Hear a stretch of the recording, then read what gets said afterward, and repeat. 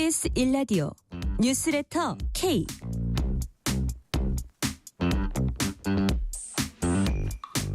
안녕하세요. 뉴스레터 K 진행하는 전종철입니다. 윤석열 전 대통령 부인 김건희 여사가 피의자 신분으로 특검에 출석했습니다. 아무것도 아닌 사람이 심려를 끼쳐서 죄송하다고 공식 사과했습니다. 국회 본회의장에서 휴대폰으로 주식 거래하는 장면이 포착돼서 차명 거래 의혹을 받는 이춘석 의원이 민주당을 탈당하고 국회 법사위원장직에서도 물러났습니다. AI 정책에 관여하는 국정기획위 분과장도 맡고 있어서 AI 관련 주식을 거래한 게 이해충돌에 해당하는지도 밝혀야 할 대목입니다. 민주당은 이춘석 의원을 당에서 제명하기로 했습니다. 국민의힘은 단순한 개인의 일탈이 아닌 국기 문란 사건이라면서 이춘석 의원을 고발하고 이춘석 의원 특검법을 발의했습니다. 민주당은 법사위원장 자리를 돌려달라는 국민의힘 요청을 거부하고 호임 법사위원장으로 추미애 의원을 내정했습니다. 정치 토크 코너에서 자세히 분석합니다.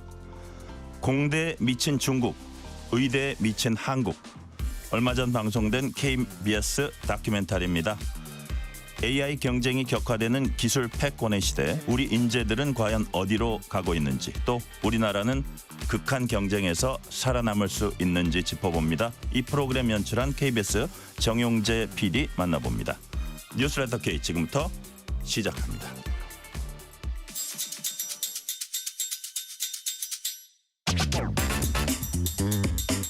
뉴스레터 K 정치 토크입니다. 홍익표 전 민주당 의원, 조혜진 전 국민의힘 의원 나오셨습니다. 어서 오세요. 네, 반갑습니다. 윤석열 전 대통령 부인 김건희 여사가 특검에 출석했습니다. 서울 광화문 KT빌딩 특검 사무실에 출석한 김건희 여사가 포토라인에 서서 한 발언 들어보시겠습니다. 국민 여러분께 저같이 아무것도 아닌 사람이 이렇게 심려를 끼쳐서 진심으로 죄송합니다. 수사 잘 받고 나오겠습니다. 자, 김건희 여사가 피의자 신분 포토라인 섰습니다. 역대 전직 대통령 배우자 가운데 처음입니다. 이런 일이. 아무것도 아닌 사람이 심려 끼쳐서 죄송하다. 수사 잘 받고 나오겠다. 자, 홍익표 의원님, 일단 이 장면은 보고 어떤 걸 좀 느끼셨는지 플러스 진술 거부권을 행사하지 않고 조목조목 해명은 할 걸로 지금 예상은 되고 있어요. 예, 지금 일단 들어가는 모습 자체에서는 네. 최대한 윤석열 전 대통령하고 상당히 다른 모습이죠. 윤석열 전 대통령이 거의 강제적 방법이 아니면 수사에 전혀 협조하지 않는 것과 비교해 볼 때 일단은 이번에 협의해서 일정을 조율해서 나오고 그다음에 자세도 최대한 낮추고 있어요. 그러니까 국민들이 어떤 시선을 갖고 있고 어떻게 평가하고 있는지에 대해서 어느 정도는 인지하고 있는 것 아닌가 그런 측면에서 남편과는 대비된다. 그렇습니다. 예, 윤석열 전 대통령은 거의 제가 보기에는 여론과 완전히 동떨어진 행태를 반복적으로 보이고 있는데 최대한 자세를 낮춰서 국민 여론을 좀 무마하려는 의도는 담겨 있는 것 같아요. 그러니까 아무것도 아닌 사람, 그다음에 심려 끼쳐 죄송. 그러니까 이제 여기서 심려라고 한 거지 어떤 자기의 사법적 죄를 인정한 건 아니죠. 네. 이러면 제가 무슨 죄를 인정하겠습니다. 이렇게 얘기할. 어찌됐든 마음의 불편을 드려서 죄송하다 이런 형태거든요. 예, 그래서 예. 원론적인 형태로 하면서 자세를 낮춰서 국민적 비판 시각을 좀 낮춰보려는 완화시키려는 그런 게 있었다 이렇게 보이고, 두 번째는 수사 잘 받고 나오겠다 얘기는 글쎄요. 많은 분들은 오늘 들어가면 나오기 쉽지 않을 거다 이렇게 얘기하는 분들도 있는데 어쨌든 본인은 자신 있어 하는 건지 모르겠지만 네. 어떤 구속에 대한 그런 염려를 피하기 위한 건지 어떤지 모르겠습니다. 이 말을 한 것도 좀 의미심장합니다. 보통은 수사 잘 받겠습니다. 예를 들면 성실하게 수사에 임하겠습니다. 이러지 수사 잘 받고 나오겠습니다라고 말한 경우는 거의 없어요. 이런 것도 다 미세하게 변호인하고 저 사실은 예.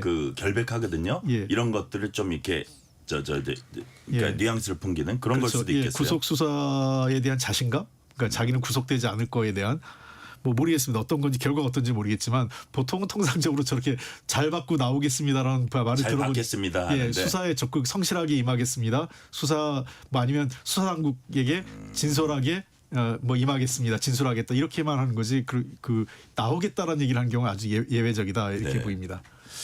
자, 조희진 의원님, 예. 정청래 민주당 대표가 국민적 심판의 시작이다 이런 얘기를 했고요.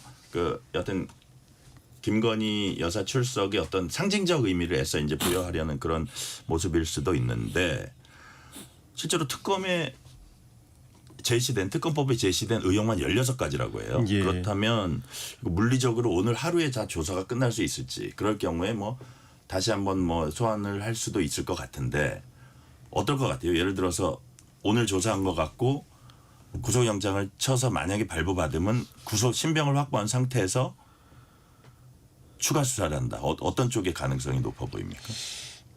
이제 지금 방금 나온 이야기는 심야 조사를 할지 안 할지 아직 정하지 않았다라고 그렇죠. 이야기가 나오는데 뭐 밤늦게까지 조사를 해서 특검에서 확인하고 싶었던 것들을 다 확인을 하게 된다면은 네네. 그리고 김건희 여사가 조사에 성실하게 응해줬다고 판단을 한다면은 예. 통상적으로 보면은 이제 뭐 구속영장을 굳이 청구할 이유가 없는 거죠. 더 필요하면 다시 또 소환해서 이제 하면 되는 것이니까. 그런데 지금 이제 특검은 정치적 이 성격을 많이 띠고 있기 때문에 뭐 여론도 의식을 할 것이고. 그리고 또 뭐 통상적으로는 우리가 부부를 다 구속하지는 않는다 이런 예. 관례도 있는데 예. 해당하리라고 보세요. 이게. 그러니까 그 점이 네. 좀 정치적인 정무적인 고려를 판단을 하는 할 가능성이 있다고 보여지는데 거꾸로 네. 네. 거꾸로 윤석열 대통령을 압박하기 위해서 지금 검찰 내란 수사를 비롯해서 김건희 특검 수사도 대상이 되어 있지 않습니까? 예. 내란 수사에 대해서는 전혀 응하지 않고 있고 김건희 특검 수사도 비슷하게 나올 가능성이 있어서 그걸 압박하고 조사 협조를 받아내기 위한 목적으로 거꾸로 현실적으로는 그 구속의 필요성이 별로 없는데 네. 그렇게 할 가능성도 저는 없지는 않다고 봅니다. 네. 근데 홍익표 의원님은 그 부분 어떻게 보세요? 저는 김건희 씨 구속과 관련돼서는 통상적으로 부부가 잘 구속되는 경우는 드물긴 해요. 드물죠. 예. 그 경우 왜 그러냐면 대개 그 권력자가 이제 남편일 가능성이 높지 않습니까? 예. 권력자인 남편의 주도적인 범죄에 종범 내지는 부수적인 범죄 혐의로 딸려 들어가는 경우가 일반적이에요. 그러니까 그런 거는 감안해 준다. 예, 그런 경우에는 뭐 부수적인 범죄이기 때문에 부부가 같이 구속되는 것보단 주범인 남편을 구속하고 종범 또는 부수적 범죄 혐의인 그 아내는 불구속한다 이러는데 예. 지금은 좀 다른 것 같아요. 왜냐하면 내란혐과 별도로 지금 특검이 김건희 특검 이거는 전례가 없는 겁니다. 그러니까 예를 들면 윤석열 특검이 아니라 김건희 특검이라는 거죠. 윤석열 특검에 김건희 여사가 같이 이제 좀 보조적으로 수사를 받는 게 아니라 예. 예. 이거는 김건희 씨와 관련된 범죄가 주 혐의라는 거죠. 그런 측면이기 때문에 뭐 그 독립된 범죄 혐의로 보는 거죠. 이것은요. 그러니까 예를 들면 도이치모터스라든지 주가 조작 그리고 양평 고속도로 이런 것도 도리어 그 김건희 씨가 주도적인 범죄 혐의를 갖고 있고 윤석열 대통령 그 전 대통령이 거기에 보조적으로 자신의 권한을 행사한 이런 정도로 판단하고 있는 거 아니냐. 명태균 게이트도 그렇고요. 실제로 명태균 게이트에도 연결고리가 주로 김건희 씨였어요. 나중에 그 남편이었던 당시 당선자 신분의 윤석열 그 당선자가 전화하고 그거에 따라서 형태였기 때문에 이번 통상의 부부 범죄의 어떤 양상하고는 전혀 다른 이거는 훨씬 더 이 김건희 특검에서는 김건희 씨 그 스스로가 주된 범죄자, 주요 범죄자이기 때문에 저는 뭐 증거인멸이나 도주 우려 이런 것들에 대한 판단하에 구속영장을 신청할 수도 있다 이렇게 보입니다. 자, 요 질문은 제가 조희진 의원님께 한번 드려볼게요. 이 국민의 입장에서는 탈당했다고는 하지만 윤석열 전 대통령이 이른바 뭐 1호 당원이라고 불렸고 그 부인까지 이렇게 수사에 완전 정점에 와 있고 이런 상황이 상당히 당혹스럽고 기본적으로 당혹스럽고 또 일부 중진 의원들은 수사를 계속 받아야 되는 어쩌면 사법 처리를 당할지도 모르는 이런 상황들이란 말이에요. 이럴수록 뭐 당내에서 지금 뭐 대선 후보 출마한 분들 중에서도 뭐 이게 뭐 짜여진 프레임에 우리가 그렇게 뭐 내란 프레임에 이렇게 가서는 안 된다는 얘기를 하는 분도 있지만 이렇기 때문에 더 확실한 절연이 필요한 거 아닙니까? 국민의 입장에서. 그렇죠. 그러니까 지금 이 수사가 겨냥하고 있는 거는 윤 대통령이나 김건희 여사라기보다는 저는 국민의힘이라고 봅니다. 윤 대통령은 이미 대통령직에서 내려왔고 정치적 사망 선고가 내려졌다. 예, 더 뭐 공격을 할 실익도 크지 않죠. 정권도 이미 이제 민주당이 또 가져갔고 네. 김건희 여사도 이제 뭐 비슷하죠. 그래서 그러면 정청래 대표가 얘기하는 정당 해산 이것도 허언은 아니다.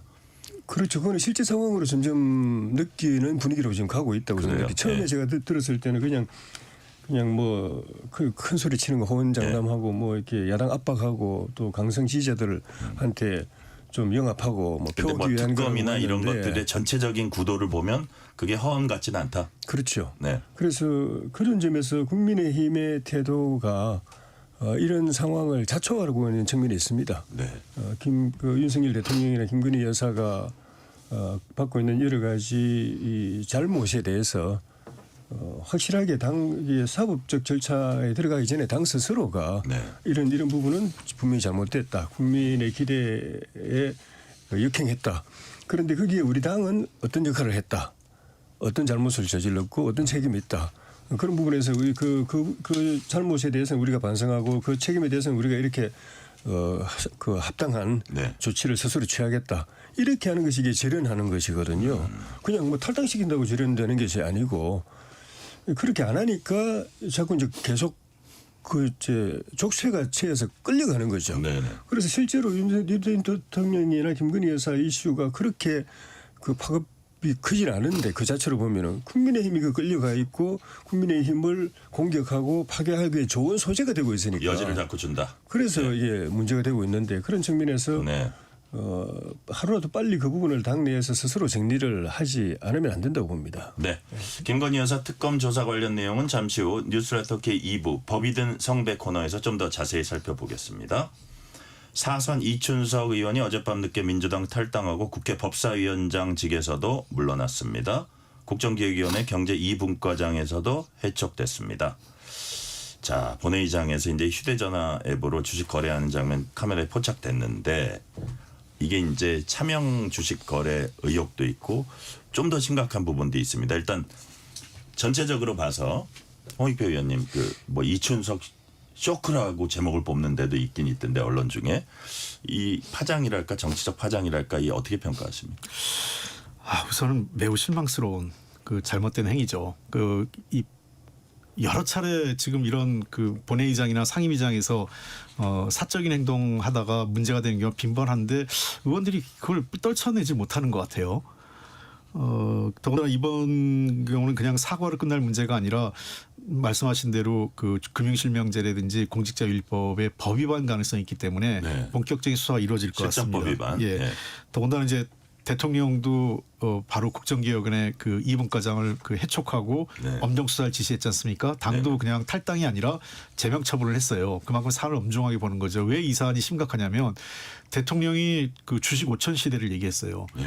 그리고 얼마 전에 대통령께서 얘기한 게 주가 조작이나 뭐 이런 것들. 그러니까 주가 주식 조작이 갖고 장난치면 폐가망신. 예, 그렇습니다. 예. 그러니까 주가 조작이나 주가하고 장난친다는 것은 담합해서 작전 세력도 있고요. 네. 일종의 자기가 어떤 취한 자리에서 자기가 있는 자리에서 어떤 특수한 정보, 알려지지 않은 정보를 활용해서 주식 투자를 한다든지 이런 것들에 대해서 사실하게 주식 갖고 장난치는 거 아니겠어요? 네. 그런 측면에서 이 대통령과 민주당 정부가 지금 주식 시장에 대한 일종의 이 부양을 적극적으로 하고 있는 과정에 이러한 잘못된 행위로 드러날 경우에는 전체적인 주식시장 활성화에 대한 진정성 그리고 또 뭐 국민들은 그럴 거예요. 확인되지 않았지만 한두 명이겠어 이런 얘기가 벌써 나온단 말이에요. 그런 측면에서 상당히 나쁜 악재다 이렇게 보입니다. 네. 조혜진 의원님 어떻게 평가하십니까? 사실 개인적으로 개인적으로도 상당히 친하신 걸로 알고 있는데 개인적 예. 관계는 접어두시고 예. 객관적인 말씀. 일단 이게 사실인지 아닌지가 중요한데 예. 민주당이 적극적으로 제명 조치하고 대통령이 직접 엄정 수사를 지시한 거 보면은 내부적으로 사실로 확신하는 것 같아요. 받고 있는 혐의들이 차명 계좌가 맞고 예. 그리고 미공개 주요 정보를 이용했을 가능성이 있다라고 보는 것 아닌가. 뭐 그것까지는 단정적으로는 아직 확인된 아니겠지만 건 아니지만 예. 의심하고 있는 부분이죠. 예, 그래서 그게 사실이라고 하면은 이거는 정권의 도덕성에 심대한 타격을 주는 겁니다. 개인의 문제를 넘어서 가지고 예. 국민들이 볼 때 집권 여당의 사선 중진이고 지금 현직 법사위원장이면서 또 국정기획위원회 또 경제분과장이지 않습니까? 그런데 예. 그 자리하고 무게 때문에 국민들이 받는 이 그 충격이 엄청 크다고 보여지거든요. 네. 그 무엇보다도 그 좀 전에 홍 의원도 말씀하셨지만은 민주당이 정말 애지중지하면서 관리하고 있는 이 1,500만의 소액 투자자들, 예. 소위 말하는 개미 투자자들에게 심대한 이 직격탄 그 심리에 직격탄을 가하는 거는 마찬가지죠. 네. 그래서 아마 이 심각성을 사실 최근에 세제 개편 갖고도 그렇게 민감하게 반응하는데 예. 이거는 사건이잖아요. 그렇죠. 예. 그러니까 뭐 바로바로 그 민심이 요동을 치거든요. 네네. 예, 그래서 이번 요 일은 그런 측면에서 그 홍 의원도 말씀드렸지만은 그 전에 김남국 의원의 고인 났을 때 네. 사건 났을 때 그때 제대로 반성하고 진짜 잘못했다고 생각하고 제대로 또 조치하고 제대로 또 고치고 이랬으면은 조금 낫지 않았을까 싶은데 이 경계심이 살아있지 않을까 싶은데 그때도 이 꼬리 자르기 아니냐. 뭐 탈당했다고 지금 나중에 또 다시 복당시켜버리고 지금은 네. 대통령실에 또 비서관으로 가 있습니다. 또 그 임명했지 않습니까? 예, 예. 그거는 잘못하지 않았다는 증거, 잘못하지 않았다고 생각하는 걸 그대로 보여주는 것이거든요. 진짜 이거는 잘못했고 국민들 앞에 큰 죄를 지었다고 생각한다면 그런 분위기 속에서 복당시키면 이런 안 일이 되고. 터질 수 있었다 그렇게 보시는 그렇죠. 거예요. 그 배경이 됐을 수도 있고 그리고 이준석 의원이 민주당 안에서 또 여야를 포함해도 굉장히 또 선량한 의원으로 평가를 받던 사람, 뭐 매사 이게 행동 그제 신중한 사람, 그렇게 평가를 받던 의원이 이렇게 경계심이 없이 이런 행동을 했으면은 나머지 의원들은 어떨까? 그보다도 도덕적으로 못한 사람들은 어떨까라는 나머지 생각. 의원들은 되게 억울할 것 같은데요. 그래서 저는 여하튼, 예. 민주당 스스로 전수조사를 해야 된다고 봅니다. 전수조사 해야 된다. 예, 그 주식 보유 상황하고 그래 하고 그 차명이 있으면 상황을. 차명까지 밝혀내고. 그렇죠. 그거는 밝혀지기는 어려울 것 같아요. 그러니까요. 민주당이 해봤자 나올 수가 없습니다. 왜냐하면 전수조사라는 게 주식 신고에 그런데 만약에 지금 차명으로 가지고 있는 사람이 신고하잖아요. 예. 다 옷 벗어야 되는 상황이 벌어집니다. 그렇죠. 왜냐하면 예, 예. 금융실명제 위반이고 공직자윤리법 위반이기 때문에 그걸 밝힐 수가 없는 상황인 거죠. 만약에 차명 주식 갖고 있는 의원들이 있으면 지금 빨리빨리 그거 해제하겠네요. 여하튼 예. 저는 뭐 그렇게 많은 사람들이 그렇게 할 거라고 생각하진 않아요. 저는 네네. 이거 뭐 아주 특별한 경우에 일탈행인데 아직 물론 저 결과도 그 수사 결과가 나온 게 아니기 때문에 경찰이 빨리 수사해서 진상을 밝혔으면 좋겠어요. 네. 국민의힘은 국기 문란 사건으로 규정을 했습니다. 이 차명 거래 의혹만 불거진 게 아닙니다. 지금 아까 잠시 말씀드렸지만 이춘석 의원은 경찰에 고발하고 이춘석 특검법도 발의했습니다. 서울경찰청에 고발장 제출한 주진우 의원 얘기 들어보시겠습니다. 금융실명법을 위반했고 또 국회의원으로서 공직자 재산 등록을 회피했기 때문에 공직자윤리법도 위반했습니다. 더욱 문제인 것은 차명 계좌이다 보니까 미공개 정보를 이용하기가 쉬운 구조입니다. 이춘석 법사위원장은 이번 국정기획위원회에서 AI를 담당했습니다. AI 관련된 유망 기업들을 선정하는 권한도 행사했습니다. 그런데 AI 관련 기업들의 주식을 먼저 매수함으로써 미공개 정보 이용 혐의가 있고요. 또 출처 불명의 자금원으로 차명 계좌를 운영했기 때문에 자금원에 대해서도 명백히 밝혀주실 것을 요구합니다.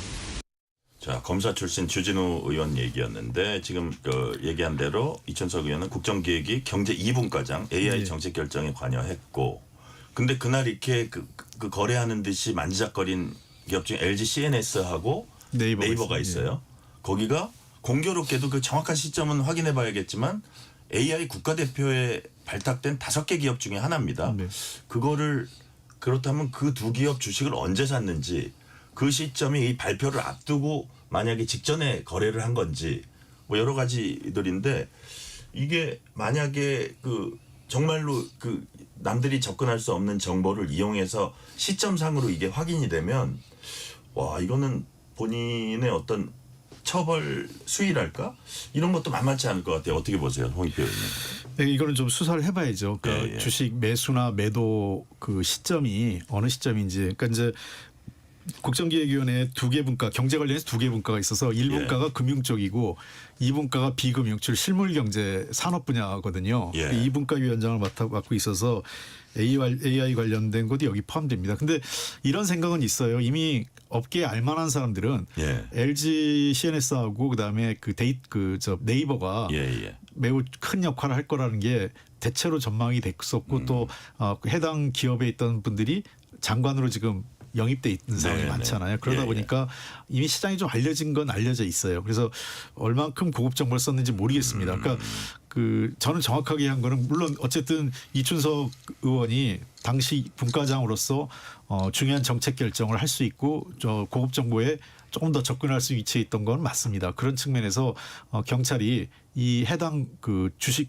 구자의 주식 구자가 어떻게 거래됐는지를 좀 면밀히 어떤 시기열로 타임 테이블상 검토를 해서 네. 봐야 될 것 같아요. 자, 제가 조희진 의원님한테 녹취 하나 듣고 이제 질문 드릴게요. 이재명 대통령도 즉각 진상 파악과 엄정한 수사 지시했습니다. 주식 시장에서 장난치면 패가 망신하게 해주겠다고 거듭 이제 강조한 적이 있는데 그 불똥이 이춘석 의원에게 튈지는 정말 아무도 상상 못했는데. 자, 본인이 탈당했는데 민주당에서는 더 센 조치를 내놨습니다. 이춘석 의원 제명하기로 했고요. 정청래 대표가 공개 사과했습니다. 정청래 민주당 대표 얘기 들어보시겠습니다. 당대표에 취임하자마자 이런 일이 발생해서 국민 여러분들께 정말 송구스럽고 몸둘 바를 모르겠습니다. 당대표로서 무거운 책임감을 느끼고 추후에 이런 일이 발생하지 않도록 당 소속 국회의원들의 기강을 확실하게 잡도록 하겠습니다. 당에서 이에 대한 재발 방지책 등을 깊이 논의해서 앞으로 이런 일이 다시는 일어나지 않도록 철저하게 하도록 하겠습니다. 자, 예를 들어서 지난해 10월에도 포착이 된 게 있대요. 그때도 그 차 암흑의 보좌관, 여성 보좌관 계좌 명의 계좌였다고 하는데 이게 뭐 상습범 아니냐 이런 얘기까지 이제 국민의힘에서는 하고 특검해야 된다. 그리고 혹시 남들 접근할 수 없는 정보로 주식을 거래했거나 혹은 이건 뭐 최악이고 이렇게까지 말하고 싶지는 않지만 AI 기업 대표 기업 발탁하는 데까지 그게 영향을 미쳤다면 온갖 상상력의 동원일 뿐입니다. 그랬다면 더 이제 심각하다고 할 수 있는데 자 국민의힘에서 실제로 막 더 강하게 이 부분은 진상규명이랄까 드라이브를 걸 것 같습니까? 어떨 것 같습니까? 조희진. 그럴 수밖에 없습니다. 다만 이제 뭐 염려가 된다고 하면 굳이 뭐 기후라 할지 염려가 된다 하면 우리 투쟁력이 이걸 받쳐줄 것인가라는 것이 네. 이 투쟁을 해야 될 그 사태의 심각성은 굉장히 큰 겁니다. 네. 지금 민주당이 또 특검을 내세워 가지고 우리 당과 관련된 여러 가지 일들을 처리하는 그 기준대로만 하면은 네. 이 사안은 그냥 명백하게 나와 있죠. 특검도 해야 되고 그 특검에게 굉장히 힘을 실어줘야 되고 또 그 수사에 있어 가지고 뭐 성의 없이 다 수사해야 되고 네.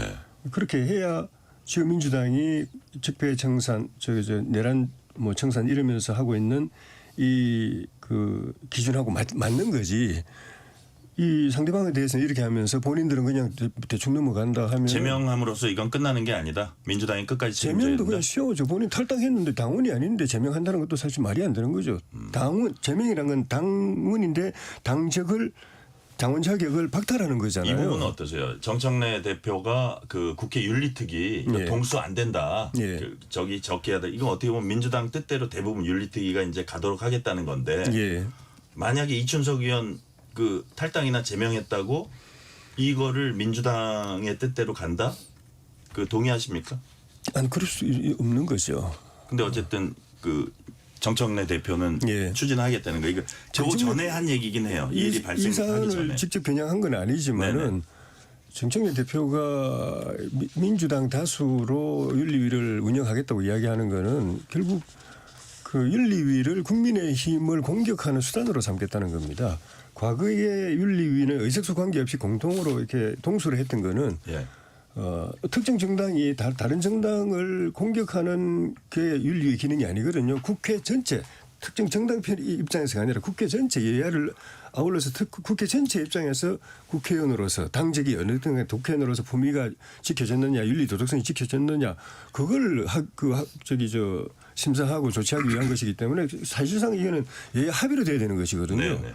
그런데 지금 국민의 정청래 대표가 민주당 다수로 한다는 거는 다수결로 해서 이제 그 결정대로 하겠다는 거거든요. 그 다수결로 해서 할 거는 결국은 국민의힘 의원들 공격하고 나중에 필요하면 제명하고 네. 의원직 박탈하고 이걸 지금 빌드업 들어가는 거죠. 네. 자, 홍익표 의원님. 이 와중에 국민의힘은 법사위원장 빨리 달라 이렇게 요구를 했는데 바로 민주당은 발빠르게 추미애 예. 육선의 추미애 의원을 내정했습니다. 육선 법사위원장 뭐 불가능한 건 아닌데 옛날에도 했었고요. 법사위원 당대표도 했었고 네. 어떻게 평가하십니까? 그러니까 이게 굉장히 심각하게 보는 거예요, 이 사안을. 당이 아까 좀 조혜진 의원님 말씀에 조금 제가 좀 덧붙이면 그냥 탈당과 제명은 다릅니다. 그러니까 탈당하면 복당이 쉬운데 제명되면 탈당 사실상 어렵죠. 예, 복당이 거의 불가능한 거예요. 그런 측면에서 저희가 봐주기는 아닙니다. 이건 굉장히 엄격하게 하고 했고 대통령도 엄중하게 수사하라고 지시를 했기 때문에 예.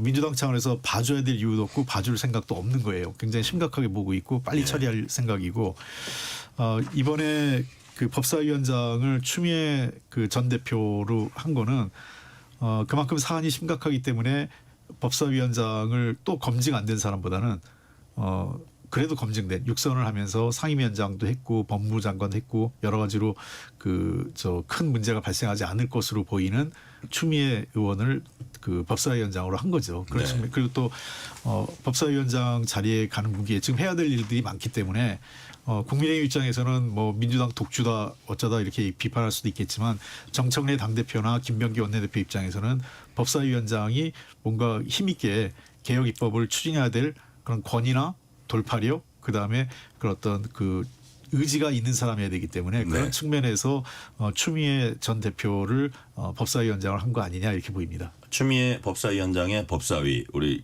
조희진 의원님 어떻게 전망하십니까? 지금까지 정청래 대표가 법사위원장 맡아가지고 사실상 그 내란몰이를 진두지휘했거든요. 법사위를 무대로 해가지고 수사기관들 네. 압박하면서 법원까지 압박해가면서 그렇게 해왔고 그거를 이제 사실 그 이춘석 위원장은 좀 전에 말씀드렸지만 성품이 그렇게 뭐 독하거나 이런 사람이 아니라 가지고 아마 좀 모질지 못하다. 네, 정청래 대표 입장에서 보면은 좀 그랬을 거예요. 거기를 갸우뚱했는데 해설해 봐요. 이제 이렇게 바뀌는 김에 다시 또 이제 자기와 똑같은 또는 그보다 더 강성인 사람을 앉혀가지고 계속 내란몰이를 법사위 위원장이 주도하게 만든다. 네. 정청래 시즌 2를 만든다. 예, 그 기고 이제 또 그 추미애 위원장 입장에서 보면은 좀 후반기에 또 의장하려고 하면은 네. 당을 위해서 또 기여해야 될 것이 있고 의원들 또 뭐 마음을 사야 될 부분도 있으니까 육선까지 하면서 법사위원장을 받은 것 아닌가 하는 생각이 드네요. 네. 0925님이 권력을 남용해서 번 부정한 돈은 압수하고 법에 따른 대가를 치러야 한다고 봅니다. 문자 주셨고요. 실시간 교통 상황 알아봅니다. 라디오 교통정보센터 정현정 리포터 나와주세요. 네, 먼저 경부고속도로입니다. 퇴근길 상황인데요. 서울 쪽입니다. 안성 분기점에서 휴게소까지 정체고요. 서울요금소에서 판교 분기점까지 작업을 하고 있습니다. 달래내고개에서 반포까지는 10km 넘게 정체고요. 서울 양양고속도로는 서울 쪽인데요. 동홍천 부근에서 막히고 있습니다. 춘천 분기점에서 천천히 가고요. 동산요금소에서 강촌 역시 15km 넘게 막히면서 부근이 상당히 혼잡합니다.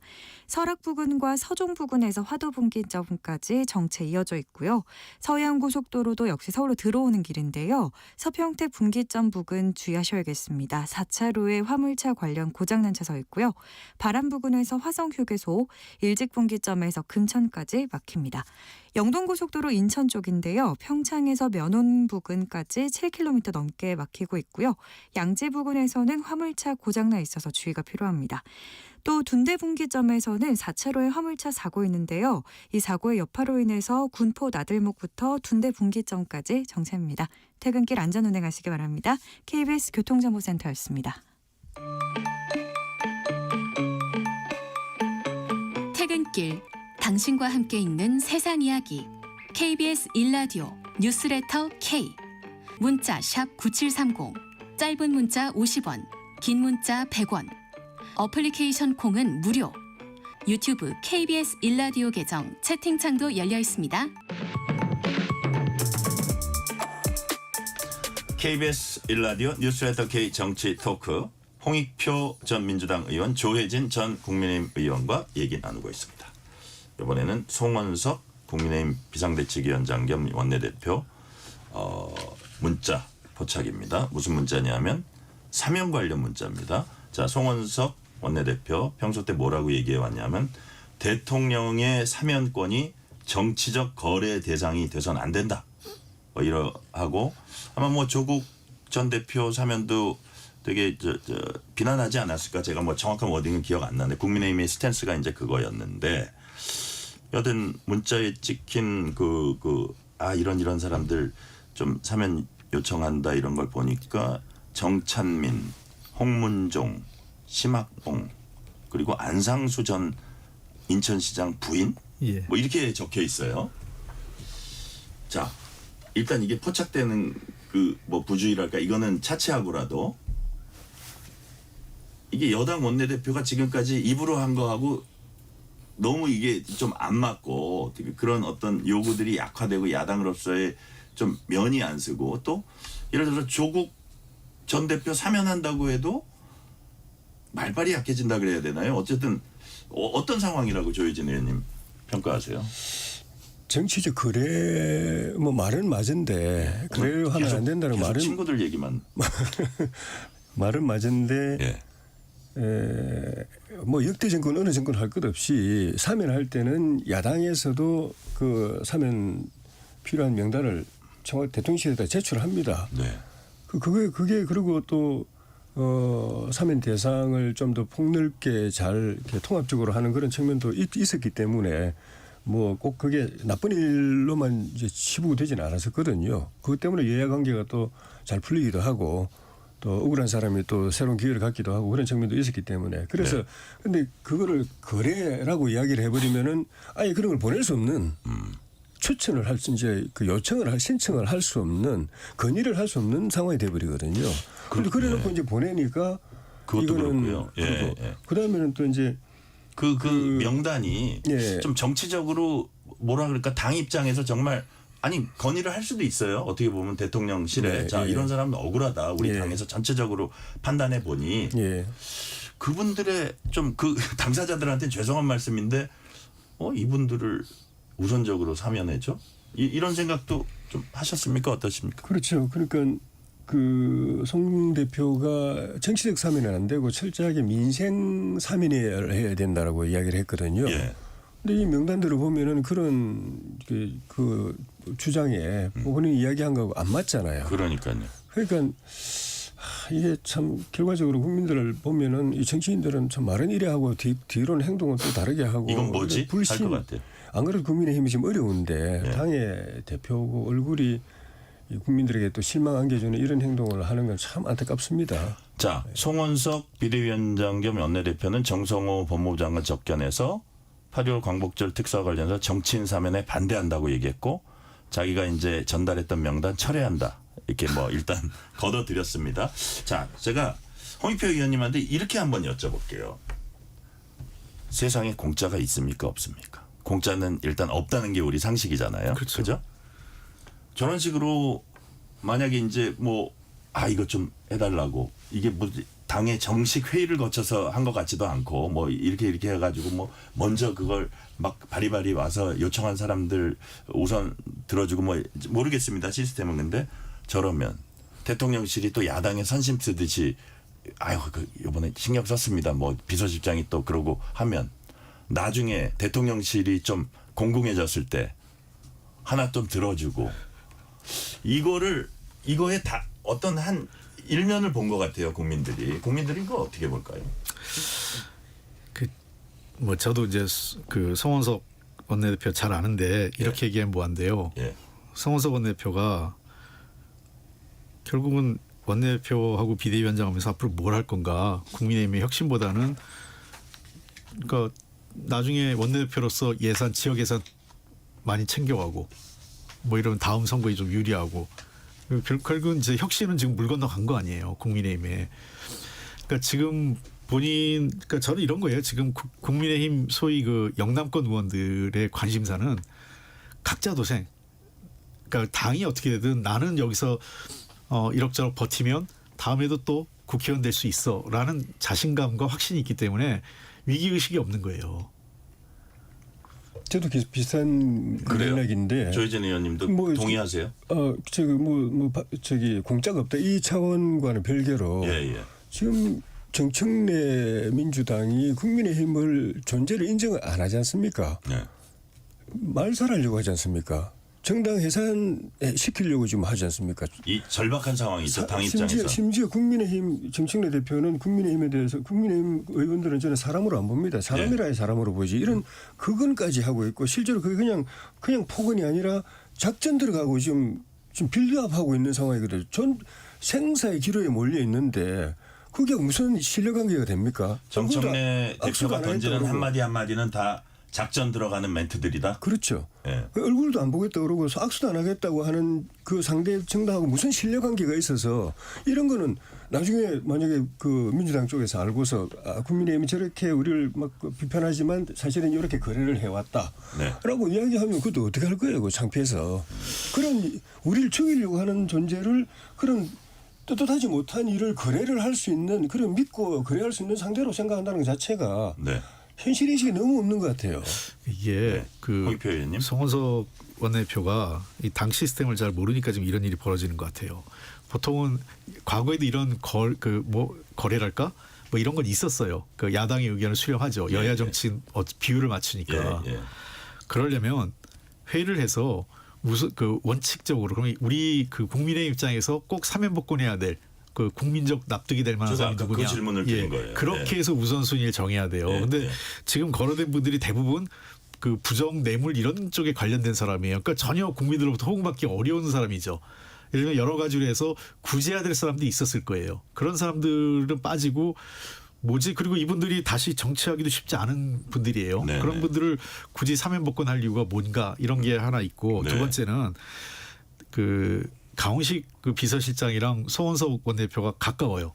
왜 그러냐면 제가 원내대표 할 때 두 사람이 예결위 간사를 같이 하면서 합을 맞춘 적이 있어요. 예방 왔을 때도 서로 껴안고 사진 찍었어요. 그렇기 때문에 근데 통상적으로요.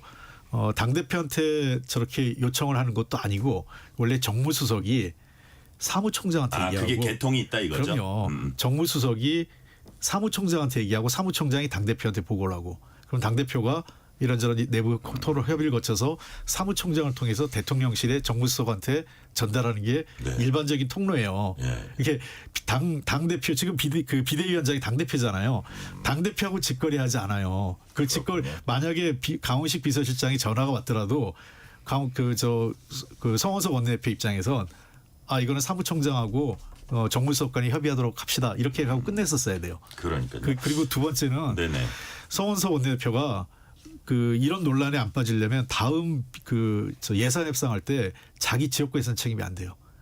도리어 국민의힘 의원들한테 107명 국민의힘 의원한테 이번에는 자기 지역구 예산 없다. 우리 정책 예산만 국민의힘이 예산 관리 잘해서 정책 예산만 갖고 우리 싸우자. 우리 민주당 때 그랬거든요. 아예 대놓고 이재명 당대표가 그랬어요.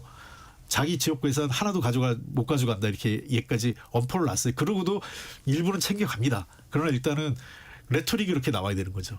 자, 시간 관계상 제가 이제 주제를 바꿔볼게요. 쟁점 법안 가운데 하나인 방송문화진흥회법에 대한 필리버스터 어젯밤 자정까지 이어졌고 7월 임시국회 종료됐습니다. 자, 앞서서 방송법 개정안 뭐 KBS 뭐 경영진을 어떻게 뽑냐 이런 부분들에 관한 내용인데요. 주로 이제 거기에 홍익표 의원님 한번 질문을 드려볼게요. 현 경영진과 이사진은 3개월 안에 사퇴해야 한다 이렇게 명시했어요. 그래서 아무리 뭐 무슨 뭐 이사진을 더 정치인만 하지 않고 다양화하고 해도 이거를 명시한 건 예를 들어서 방송문화진흥회법엔 이거 명시 안 돼 있을 겁니다. 근데 KBS 경우에 이거를 명시한 건 누가 봐도 빨리 경영진을 바꿔치우려는 거 아니냐. 이게 방송 장악 아니면 뭐냐. 어떤 대답이 가능할까요? 뭐 부인하지 않겠는데요. 방송 장악이라기보단 예. 현재 경영진을 빨리 바꾸고자 하는 의도는 분명히 있습니다. 뭐 그것 자체를 부인할 그게 이제 방송 장악이냐 아니면 방송 정상화냐 그거는 각각의 입장과 시각에 따라 다를 것 같아요. 네네. 국민의힘 쪽에서는 방송 장악이라고 볼 거고 또 저나 민주당 입장에서는 윤석열 정권 시절에 잘못된 인사, 네. 낙하산 인사를 바로잡는 차원에서 KBS 공영방송의 정상화다 이렇게 얘기되는 거기 때문에요. 네. 이 문제는 사실은 뭐 답이 있다기보단 각각의 정치적 입장에 따라 해석이 다르다 이렇게 보입니다. 네. 조희진 의원님은 이 상황 어떻게 보세요? 방송 부치게 이게 장악인데 3개월로 이렇게 박는 거가 이전에도 보신 거 있어요? 없죠. 민주당이 지금 하고 있는 거는 그 초법적인 입법을 하고 있는 거예요. 입법부가 할 수 있는 게 내재적 한계라는 게 있는 거거든요. 법으로 할 수 있는 게 내재적 한계가 있습니다. 근데 그냥 그거 다 그냥 무시하고 그냥 다 해버리는 거예요. 이 법으로 모든 걸 다 해버립니다. 지금 아마 그 민주당 의원들이 이렇게 법으로 다 할 수 있네라고 이렇게 그 좀 착각에 빠져가지고 초헌법적인 그런 입법 그 행위들을 하고 있는데 이게 어느 단계에선가 이게 정치가 정상화되고 우리 그 사법이 정상화되면 이거 다 나중에 단죄 받을 일들입니다. 그냥 브레이크 없이 막 그냥 폭주하는 법으로 헌법을 이제 손대는 거나 마찬가지 그런 행태를 마구 하거든요. 행정부 권한도 법으로 해버리고 사법부도 법으로 해버리고 그러니까 좀 그렇게 한 것이 히틀러였습니다. 히틀러가 입법으로 헌법 그러니까 권력을 그냥 다 자기한테 다 그냥 가져가 버렸지 않습니까? 수권법을 통해 가지고 히틀러가 연상된다? 그러니까, 예. 그러니까 법으로 예. 초헌법적인 입법 그러니까 법으로 모든 걸 다 해버리는 거. 그래. 법의 내재적 한계를 지키지 않고 그걸 넘어서 가지고 다 해버리고 결과적으로 입헌주의 파괴하고 이해주의 파괴하고 민주주의 파괴하는 그 형태로 지금 가고 있는 거예요. 이게 그건데 그 중에 하나인데 예. 결국은 법으로 민주당과 이 방송 3법에 따르면은 앞으로 방송사들은 공영방송뿐만 아니라 종편부터 보도 채널까지 다 심지어 민간 회사인 YTN까지도 네. YTN은 공영방송이 아니거든요. 민간 자본이거든요. YTN까지 포함해서 모든 방송은 결국은 민주당과 민노총이 끌고 갑니다. 예를 들어서 노사동수 편성위원회라든지 예. 저 보도 책임자 예. 임명동의제 모든 게 지금 다 거기 따라 독소조항. 우리 입장에서 볼 때는 민주주의 언론의 자유를 입장에서 볼 때는 독소조항인데 민주당의 입장에서 볼 때는 민주당과 민노총이 그 같은 팀이잖아요. 그 두 팀이 방송을 지배하고 끌고 가기 때문에 정권 바뀌어도 이건 방송은 계속 자기들이 끌고 가는 겁니다. 방송 환경을 아주 장기적으로 완전히 바꿔버리는 거예요. 민주노총, 언론노조, 민주당 여기에 유리하게 만드는 거기가 끌고 입법이다. 가는 거죠. 거기가 끌고 가서 나머지는 그냥 덜러리면 되는 거죠. 네. 그렇게 하는데 그것도 빨리 하고 싶어가지고 법도 빨리 만들지만 경영진도 빨리 그냥 바꾸고 싶어가지고 그것까지 집어넣어서 초헌법적인 입법까지 집어넣은 거죠. 네. 홍익표 의원님. 예, 우선 저는 이게 방송 장악이다 이렇게 생각되지는 않아요. 네. 왜냐하면 방송 장악을 하려면 현행 구조가 훨씬 더 편합니다. 단순하고 대통령 입장에서는. 근데 이제 차이점이 하나 있어요. 뭐냐면 빨리 바꿀 수 있냐? 그러니까 저 3개월 걸리냐. 말고요. 그러니까 네, 제가 네. 이거 일단은 내용상으로 왜냐하면 언론 노조가 민주당 정부에 늘 우호적이지 않아요. 우리하고도 서로 다른 게 있고 이해관계가 다르기 때문에 네. 그리고 사장 추천위원회가 100명 이상 이렇게 되면 훨씬 더 복잡합니다. 거기에는 어떤 시체말로 권력의 의지가 작동하기 훨씬 어려워요. 거기에는 노조도 있지만 시민단체도 있고 또 방송학회, 언론학회도 다 들어와 있기 때문에 저는 이것 자체는 저는 시간이 가고 자리가 잡히면 훨씬 더 방송계에 그러니까 방송을 종사하는 분들에게 관련된 전문가들에게 공영방송을 돌려주는 제도라고 저는 생각을 해요. 그러니까 시간이 좀 걸릴 뿐이죠. 그러나 다만 이 3개월 부분에 대해서 아까 분명히 전 해석의 여지가 있다고 그랬잖아요. 저희는 각각 본의 시각이 다릅니다. 그렇기 때문에 KBS 이사진이나 그 사장 입장에서는 할 수 있는 방법은 두 가지죠. 하나는 행정소송하는 거하고 헌법재판소에 해서 가처분 신청을 하는 거죠. 네. 그 방법 외에는 없을 거로 봐요. 그래서 법적으로 사법적 절차에 따라 이 문제가 어떤 거냐에 대한 결론을 의견을 받아보는 수밖에 없지 않느냐 그런 측면에서 이 문제는 왜냐하면 아까도 말씀드렸지 않습니까? 이거는 제가 아무리 얘기해도 방송 장악이라고 보는 분들한테는 설득이 안 될 거예요. 그래서 이거는 방송 정상화란 민주당의 입장과 방송 장악이라고 보는 국민의힘 입장이 서로 각각의 입장을 충돌하고 있다 이렇게 보입니다. 네. 홍 의원님 말씀처럼 지금 여당인 그 민주당 입장에서는 이걸 방송을 빨리 장악하는 게 현행 제도가 더 수월한 건 맞습니다. 그런데 그럼에도 불구하고 왜 바꾸느냐? 여당일 때가 아니라 야당일 때를 생각해서 바꾸는 거예요. 장기적인 관점에서 준비하는 거다. 여당일 때 어차피 뭐 자기들이 다 방송 끌고 갈 수 있다라고 하는데 문제는 야당일 때 그럼 또 내놓아야 되는 거 아니냐. 그때 안 내놓으려면 어떻게 해야 되느냐 해서 만드는 게 이 법이에요. 이 네. 법대로 하면은 민주당이 야당이 돼도 방송을 계속 민주당 끌고 가게 돼 있고 국민의힘이 여당이 돼도 뭐 이게 영향력 행사할 수 없어요. 이 구조가. 네. 자, 마지막 주제는 제가 정청래 민주당 대표의 그 강경 행보 있잖아요.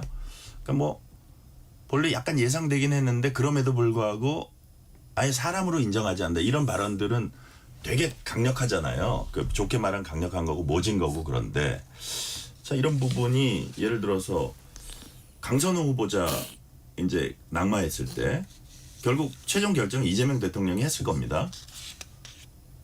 자, 근데 강선우 후보자를 계속 위로하고 어떻게 보면 강경 팬덤의 어떤 뜻을 받아서 그랬을 거로 보고 자기가 당대표 취임한 이후 일성도 강선우 위로였어요. 자, 그리고 이재명 대통령은 아무래도 대통령이 됐기 때문에 통합이나 이런 것들을 원한다고 생각을 하거든요.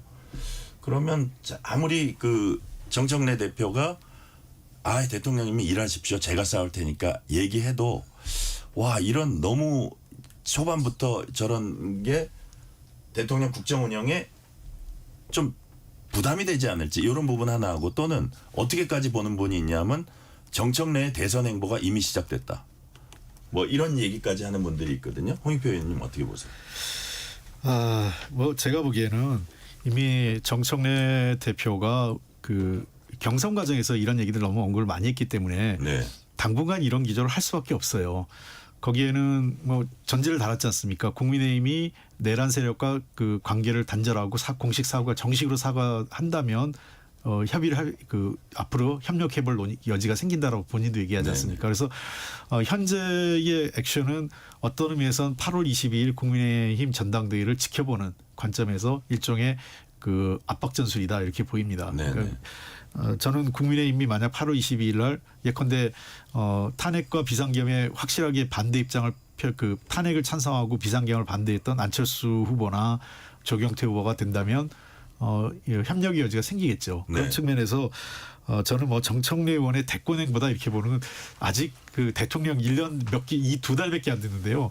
이렇게 고개 쳐들면 절대로 성공할 수 없습니다. 우리의 정치 역사에서 예. 마지막 대선이 있는 해 빼놓고는 그렇습니다. 그래서 네. 4년 차쯤 돼야 무슨 다음 대선 후보 뭐 이른바 이런 우리가 얘기가 나오지. 차별화. 그게 예. 나오지. 지금 형태에서는 다음에 대권 후보를 오고 이렇게 한다면 있을 수 없는 일이고 정청래 대표도 그런 상황은 아니라고 보고요. 국정 운영과 관련돼서는 저는 약간은 배드캅, 굿캅의 형태가 좀 갈 것 같아요. 근데 저는 자연스럽게 시정연설을 전환 시점이라든지 일정 시점이 되면 여야 대표가 만날 수 있는 자리가 생길 것 같아요. 네. 여야 당대표 확정되고 나면 대통령실에서 초청할 것 같아요. 오찬 미팅이든. 그럴 경우에 자연스럽게 여야 당대표가 만나지 않겠어요? 네. 그런 그 국정 운영의 묘미는 그런 데 있다고 봅니다. 네. 자, 조희진 의원님 시간 1분 남았는데 좀 약간 사안을 정리해 주시죠. 어떻게 보십니까? 정청래 대표 행보. 저도 이 사람 뭐 도모하는구나라고 느꼈어요. 그러니까 감각적으로 네. 느꼈고 그리고 일단 이미 이제 이재명 대통령하고는 뭐 대놓고 이렇게 각을 세우지는 않지만 다른 길을 이제 시작했다고 봅니다. 누가 봐도 박천대 대표에게 이재명 대통령의 생각이 가 있다는 거 아는데도 자기가 나왔잖아요. 도전했잖아요. 안 그러면 그대로 그냥 박 대통령 뜻대로 그냥 되도록 그냥 또 했겠죠. 출마부터가 벌써 각을 세우는 거다. 그다음에 대통령 낙점 이런 건 중요하지 않고 당내 네. 강성 지지자들 품고 가면은 대통령도 어떻게 못한다는 계산이 있을 거고 이번에 김어준의 역할을 확실히 보여줬잖아요. 경선 과정에서. 김어준의 그 의심이 이재명의 명심을 이겼잖아요. 그래서 저는 우스갯소리로 이번 이제부터는 이제 민주당 이재명 정권은 호메이니 정권이다. 정치 지도자 위에 종교 지도자가 있는 그 정권이다. 그렇게 이야기를 했는데 그렇게 가는 것 같아요. 근데 다만 이제 그게 오만과 독선이 너무 심하기 때문에 그대로 되지는 않을 가능성이 있어요. 민심의 역풍이 있을 것이기 때문에. 네네. 예. 자, 오늘 말씀은 여기까지 듣겠습니다. 홍익표 전 민주당 의원, 조혜진 전 국민의힘 의원이었습니다. 말씀 감사합니다. 예, 고맙습니다. 고맙습니다. 뉴스레터 K 1부 마치고 2부가 이어집니다.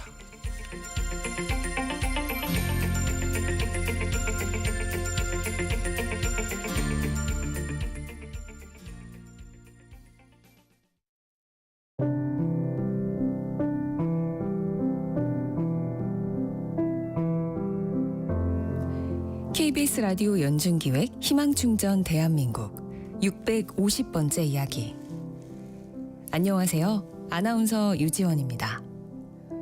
고등학교 2학년 지수는 치매를 앓는 외할아버지 그리고 폐지를 줍는 외할머니와 함께 살고 있습니다. 아픈 할아버지를 대신해 불볕더위 속에서도 매일 폐지를 모으러 다니는 할머니. 손녀딸 학비를 위해 아픈 다리를 끌고 온종일 동네를 돌아다녀 보지만 손에 쥐는 돈은 불과 몇천 원뿐인데요.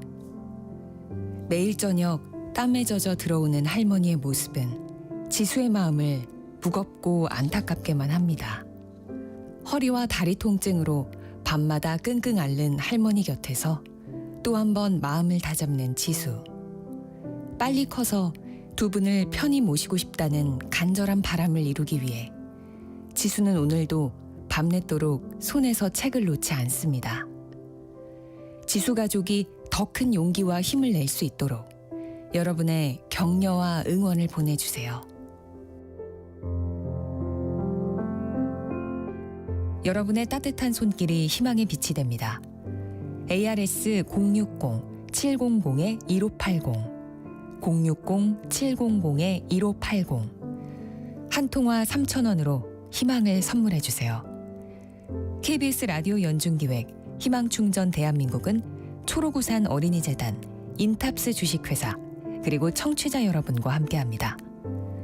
ARS 060-700-1580 한 통화 3,000원입니다.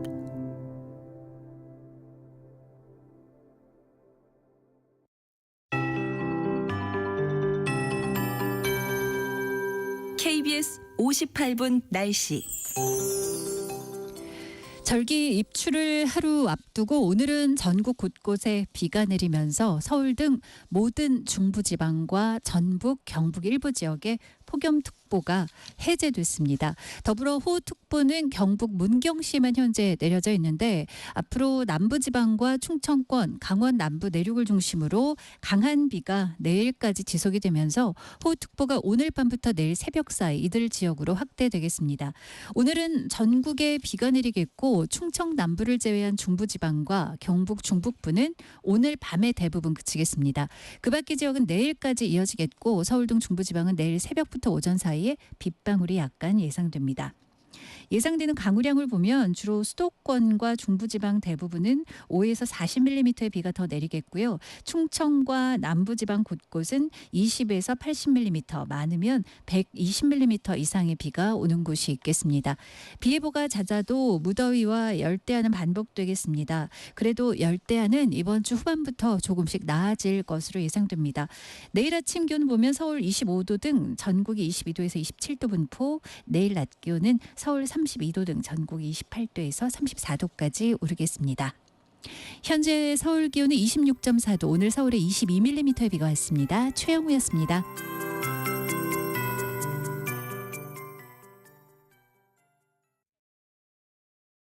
정성을 다하는 국민의 방송 KBS가 6시를 알려드립니다. AM 711kHz, FM 97.3MHz, KBS 1라디오입니다. HLKA.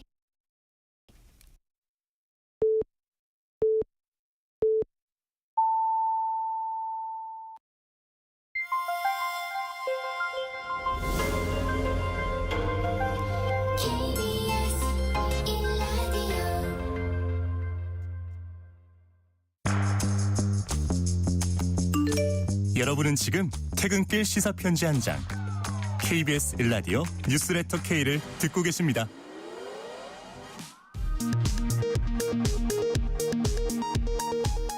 이 시각 라디오 정보센터 뉴스입니다. 김건희 여사가 오늘 피의자 신분으로 특검에 출석해 첫 조사를 받고 있습니다. 특검팀은 도이치모터스 주가 조작과 공천 개입 의혹, 통일교와 건진법사 청탁 의혹 등에 대한 조사를 진행했습니다.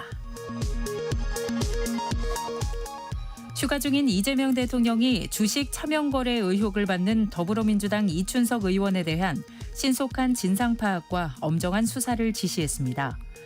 이 대통령은 또 반복적으로 인명사고가 일어난 포스코 ENC의 면허 취소와 공공 입찰 금지 등 가능한 방안에 대한 검토를 지시했습니다. 더불어민주당이 차명 주식 거래 의혹을 받고 탈당한 이춘석 의원을 제명 조치하기로 했습니다.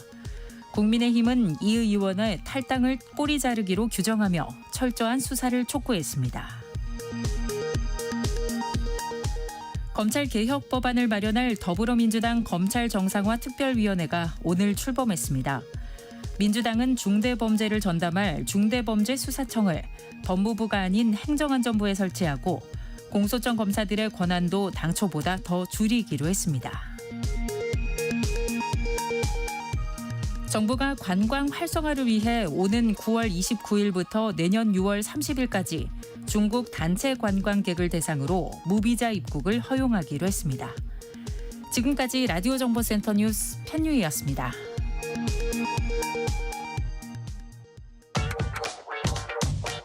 뉴스의 진수를 보여주는 인터뷰. 뉴 진수. AI 경쟁에서 보듯이 이제 첨단 IT 기술력은 국가의 안보와 경제를 지키는 국가 생존 수단이 되고 있습니다. 바로 기술 패권 시대입니다. 이런 상황에서 KBS 다큐멘터리가 한국이 맞을 미래를 경고하고 반향을 일으키고 있습니다. 공대로 인재가 몰리는 중국과 의대로 인재가 쏠리는 한국의 현실을 대비해서 과연 우리가 이대로 가도 살아남을 수 있을지 자문해보는 그런 내용을 담고 있습니다. 이 프로그램 연출해서 KBS 다큐 인사이트에서 방송한 정용재 KBS PD 나오셨습니다. 정용재 PD님 어서 오세요. 네, 안녕하세요. 네, 아유, 야, 이 제목이 정말 멋진 제목이에요. 이게 감사합니다. 이 프로그램이 이제 곳곳에서 지금 회자되고 있습니다. 공대에 미친 중국, 의대에 미친 한국 완전히 대비되고 있는데 우리 9시 뉴스에도 또 출연하셨었고 이 프로그램 문제의식 공감한 시청자들 많았습니다. 프로그램 기획하게 된 계기가 뭐예요? 우선은 올해 초에 이제 기획을 시작을 했고요. 네네. 약 한 3, 4개월 정도 제작을 했는데 그 당시에 이제 이런 내용들이 좀 화두가 많이 되고 있었습니다. 네네. 특히 뭐 신문이나 방송 기사도 많이 나왔고요. 또 서점에 가보면 이제 매대에 이런 중국의 기술 굴기 관련한 책들도 사실 많이 나오고 있었고 또 이제 중국이 우리나라뿐만 아니라 어떤 기초과학이나 공학 분야에서 심지어는 뭐 자타공인이라고 하는 미국 1등 미국도 위협하고 있다라는 그러니까요. 각종 자료들도 많이 나와서 미국이 중국의 기술 굴기를 얼마나 위협적으로 느꼈으면 그렇게 주저앉히려고 노력을 하고 있겠어요. 맞습니다. 그죠? 맞습니다.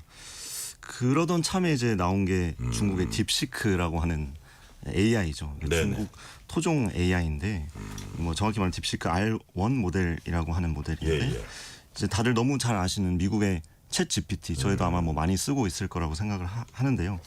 거기에 버금가는 혹은 또 어떤 문제풀이 분야에서는 그 챗 GPT보다 소폭 더 높은 성능을 보여준다고도 평가받는. 그 가성비도 좋죠. 맞습니다. 이 AI 모델을 고작 2023년에 설립한 이 신생 회사가 이 챗 GPT 개발 비용의 10분의 1도 안 되는 이런 규모로 제작을 했다라고 놀라운 거예요, 알려져서 사실은. 예, 전 세계 시장에 충격을 던졌습니다. 이제 주식 시장도 많은 충격을 받았고요. 그래서 이런 것들을 보면서 저도 되게 놀랐습니다. 놀랬고 현장에 가서 직접 도대체 어떤 일이 일어나고 있는가, 이게 사실인가 실제로, 또 어떻게 이게 갑자기 가능했을까, 이런 것들이 좀 궁금해서 이런 기획을 해보게 됐고, 또 소문만 무성할 뿐 이제 실제 현장 상황을 좀 깊이 있게 확인할 수 있는 어떤 장기 취재물 같은 게 뭐 국내뿐만 아니라 해외도 잘 없었기 때문에 현지에 가서 직접 좀 카메라에 담아서 시청자분들께 전달해드리고 싶은 그런 마음이 강했습니다. 네. 자, 기술 강국하면 우리가 일단 1번으로 떠오른 건 미국인데 미국이 아니고 뭐 유럽 국가들도 아니고 중국을 택한 이유. 일부는 설명하셨는데 그 택한 이유가 있을 것 같아요. 예. 일단 중국이라는 나라는 우리나라 입장에서는 참 가까우면서도 먼 나라인 것 같아요. 지리적으로 굉장히 가깝고 뭐 비행기로 1시간 반 거리에 있는 굉장히 가까운 나라인데도 아무래도 사회 체제가 우리나라랑 많이 다르기도 하고 또 어떤 뭐 아무래도 조금 폐쇄적인 분위기가 있기 때문에 뭐 다소 좀 멀리 느껴지는 감이 있습니다. 그런데 사실 중국은 무역과 수출 주력으로 하는 우리나라가 가장 밀접하게 관계를 맺고 있는 나라 중에 하나이기 때문에 이 중국의 기술 발전과 어떤 산업 체계의 개편 이런 것들은 어쩌면 다른 어떤 나라들보다도 더더욱 우리 시청자의 민생과 직결된 이슈 아니겠습니까? 그래서 중국 이야기를 반드시 해야겠다라고 결심을 했고요. 또 이제 미국과 어깨를 나란히 한다고 요즘 이제 평가받는 이제 G2라고 하죠. 국가 중 하나가 된 지 오래인데 유독 우리나라에서는 이 기술 굴기, 중국의 어떤 치열한 이 기술 개발 과정과 이 결과를 뭐 약간은 좀 과소평가하거나 혹은 잘 모르는 경우가 많은 것 같아요. 근데 하지만 제가 공부해보고 또 직접 중국 본토 주요 도시들에 들어가서 보고 느낀 바로는 이대로 두면 어쩌면 몇 년 후에는 우리나라가 어쩌면 따라잡을 수 없을 정도로 중국에 앞서 나갈 수 있겠다. 우리가 뒤처질 수 있겠다. 위기감이군요. 굉장히 위기감 많이 느꼈습니다. 그래서 미래 먹거리를 어쩌면 다 빼앗길 수도 있겠다. 이런 생각이 들어서 이 사회에 좀 경종을 울리고 싶어서 이제 만들었고요. 원래는 중국과 한국을 지금 이제 1부가 공대에 미친 중국, 2부가 의대에 미친 한국 이렇게 방송이 나갔는데 원래는 중국과 한국을 좀 교차해서 이렇게 구성을 좀 해볼까도 이제 생각을 많이 했었는데 이제 워낙 이 중국의 중요성이 좀 크다 보니까 그걸 하나 단독 프로그램으로 만들었군요. 맞습니다. 방송 전체가 어쩜 좀 과감하게 중국 관련 이야기로만 일부 방송을 엮어냈습니다. 그래요. 자, 공대에 미친 중국, 의대에 미친 한국. 이 제목이 아주 어트랙티브, 매력적인데 자, 이게 아마 제가 정 PD 얘기를 듣다 보니까 중국처럼 우리도 공대에 미쳐서 저렇게 가야 되는데라는 아마 전제 조건을 깔고 계신 것 같고요. 그게 맞는 생각인데 자, 중국 하면 아까 잠시 말씀하셨지만 아직도 애써서 우리가 괜히 저평가하는 그런 부분들이 있어요. 뭐 싼 제품 뭐 싸게 대량으로 잘 찍어내는 그 나라 아닌가. 중국 기술력이 과연 어디까지 오고 뭐 자동차도 아직은 한국이지 뭐 이렇게 우리가 되게 그 중국을 뭐라 그럴까 과소평가하는 그런 부분도 있는데 정작 현실은 다를 수 있습니다. 우리 정 PD님이 직접 취재해 보니까 중국 교육 현장이나 거기서 가장 인상 깊었던 부분이 있을 것 같아요. 예. 일단 인상 깊은 부분을 논하기 전에 일단 그 굉장히 그 취재 자체가 굉장히 어려웠습니다. 고생하셨구나. 이게 제가 뭐 올해만 해도 독일도 이제 출장 다녀오고 뭐 예전에 터키, 뭐 과테말라 여러 국가를 다녀봤지만 실제 이제 중국 취재를 시작해 보니까 다른 어떤 국가들보다도 정말 비교할 수 없을 정도로 어렵고 취재가 그리고 절차도 참 복잡했습니다. 그래서 취재 비자를 받고 입국하는 것조차 이제 어려웠던 현실인데 이제 왜냐하면 이제 취재진이 촬영 장비를 들고 중국에 입국을 하려면 현지에서 미리 취재 비자라는 걸 받아야 됩니다. 근데 현지에 있는 기업이나 학교를 다 이제 섭외를 하기 위해서 미리 이제 컨택을 하면 그 취재 비자는 받았냐 이렇게 물어봅니다. 예. 예, 그래서 아직 못 받았다 하면은 그러면 좀 어렵겠다. 그럼 이제 취재 비자를 받으려고 취재 비자 발급해 주는 곳에 이제 문의를 하면 섭외는 했냐 이렇게 물어봅니다. 그럼 아직 못했다. 이렇게 해서 그 사이에서 굉장히 교착 상태. 그러니까. 예, 그래서 그럼 한 2주 정도 취재하자면 정말 빠듯하게 하신 거네요. 맞습니다. 예. 그래서 왜 최근에 이 몇 년간 이 중국 관련해서 어떤 장기 취재물 혹은 다큐멘터리, 그러니까 굉장히 드물었는지를 피부로 체감하게 됐고. 우리 그 중국 특파원들이 우스갯소리로 하는 게 있어요. 네. 야, 이거 취재하기 제일 힘들기도 하고 제일 편하기도 하다고. 왜냐하면 못하게 하는 게 하도 많으니까 제일 편하기도 하대요. 또. 고생하셨구나. 예. 그렇다 보니까 이제 워낙 폐쇄적인 어떤 미디어 환경 속에서 우리가 이제 중국과 관련해서 주로 접하는 소식들은 그래서 어쩔 수 없이 네. 좀 뭐 다 아시겠지만 좀 자극적이거나 그러니까요. 어떤 좀 황당하거나 충격적인 사건 사고 위주의 것들이 많은 것 같아요. 그래서 예. 아직도 우리가 아까 말씀하셨듯이 좀 과소평가하는 저평가하는 부분들이 있다고 하신 게 저희가 접하는 어떤 소식들이 다 그런 류의 것들이니까 예. 그런 거 보다 보면 아직 우리나라를 따라오려면 멀었다라는 인식이 아직도 팽배한 것 같은데 현장을 보니까 제가 직접 가서 보니까 예. 우리가 참 중국을 잘 모르고 있었다라는 생각이 많이 들고 글로벌 기술 패권 전쟁에서 승기를 잡기 위해서 네네. 그 일념 하나로 정말 치밀하게 그리고 조용히 오랫동안 준비하고 있었구나라는 걸 체감할 수 있었습니다. 그래요. 로봇들이 막 걸어다니고 점프하고 그다음에 뭐 다큐에서도 나왔지만 권투까지 합니다. 그래요. 그 로봇이 어떤 연구소에만 있는 게 아니라 권투까지 하는 건 대단한 수준인데. 굉장히 그 관절 이런 것들을 구현하는 게 그러니까요. 굉장히 어려운 수준이 들었고 예. 그게 이제 연구실에만 있는 게 아니라 더 네. 놀라운 점은 실제 소비자들한테 판매되고 있다는 점. 그래서 저희가 갔을 때도 그 거기를 이제 구경하러 오신 분들이 아니라 실제 사러 오신 분들이 많았어요. 그래요. 예, 가격은 한 2천만 원 정도. 뭐 굉장히 큰 돈이긴 하지만 그 휴머노이드 로봇이 2천만 원이라는 건 굉장히 가격이 많이 내려온 그러니까요. 거거든요. 나중에 양산되면 더 내려올 거예요. 그렇습니다. 예. 그게 실제 이루어지고 있어요. 그런 수준까지 왔다. 자, 일부 방송에 보면 중국 명문 칭화대 천재반이 나옵니다. 어떻게 운영됩니까? 칭화대는 이제 명문 소수반이죠. 네. 명문대의 소수반인데 이제 그 얘기를 하기 위해서는 제가 네. 그 중국의 교육 체계, 네, 그것도 같이 설명해 주세요. 여기에서 이제 느꼈던 좀 인상 깊었던 부분을 말씀을 드려야 될 것 같은데 이제 기술은 곧 결국에는 인재가 만드는 것입니다. 그렇죠. 그래서 저희가 이제 그 다큐를 이런 말로 시작을 합니다. 글로벌 기술 전쟁은 곧 인재 전쟁입니다라는 말로 시작을 하는데 이 인재들, 공학 인재들 네. 그리고 그 기반이 되는 이 기초과학 인재들, 그래서 뭐 물리학이라든지 화학 같은 이런 인재들 육성하기 위해서 온 국가가 총력을 다하고 있다는 걸 알 수 있었고요. 이 중국의 교육 현장을 보았을 때 제가 우리나라 입장에서 다소 좀 생소하게 느꼈던 거 크게 두 가지를 좀 발견할 수 있었는데 뭐였어요? 첫 번째는 거국 동원 체제라고 하는 거죠. 거국 동원 체제. 예. 국가가 방향을 딱 정하면 우리는 이제 과학 기술을 발전시키겠다. 이렇게 하면 초등학교부터 대학교까지 이제 모든 학계와 기업들을 포함해서 이 산업계가 일사불란하게 하나의 목표를 향해서 움직이는 이 체제를 일컫는데요. 내셔널 모빌라이제이션이네. 맞습니다. 영어로. 예.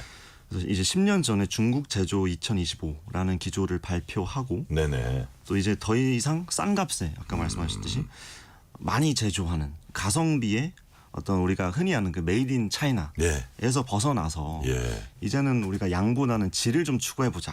질적 향상 당연히 우리가 떠오르는 게 첨단 기술을 발전시키는 이 기조로 이른바 invented in China.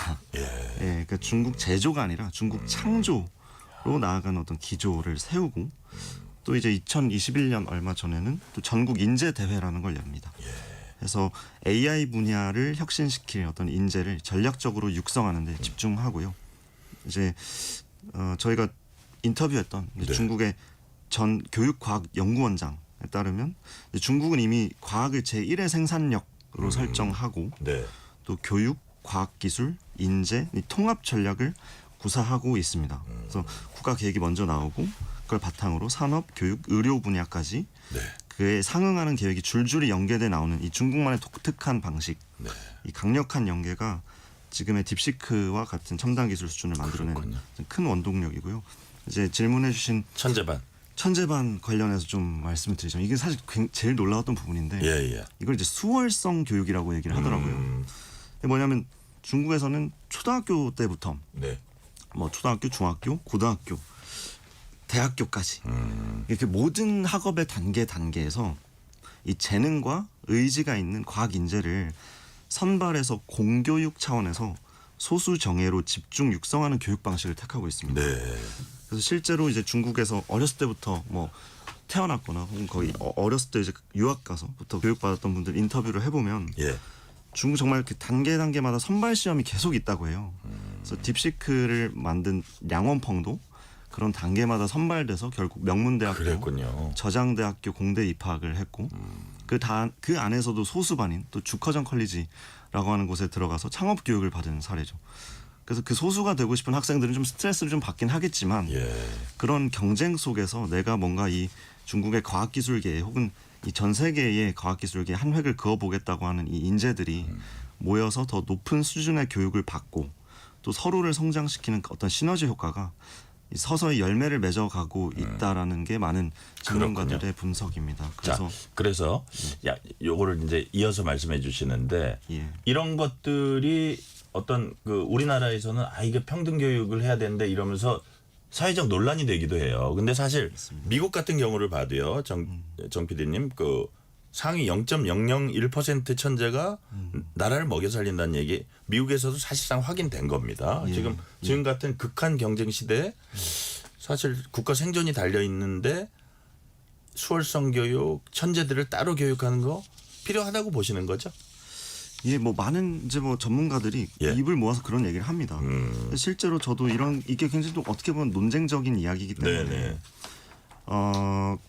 제가 이게 뭐 다큐에도 나오지만 저장성 닝보시에 있는 인저우 고등학교 교장 선생님한테 물어봤습니다. 뭐래요? 이게 차별 아니냐라고 이제 질문을 하니까 교장 선생님의 답이 되게 인상적이었는데요. 전혀 그렇지 않다. 이게 어떻게 차별이냐?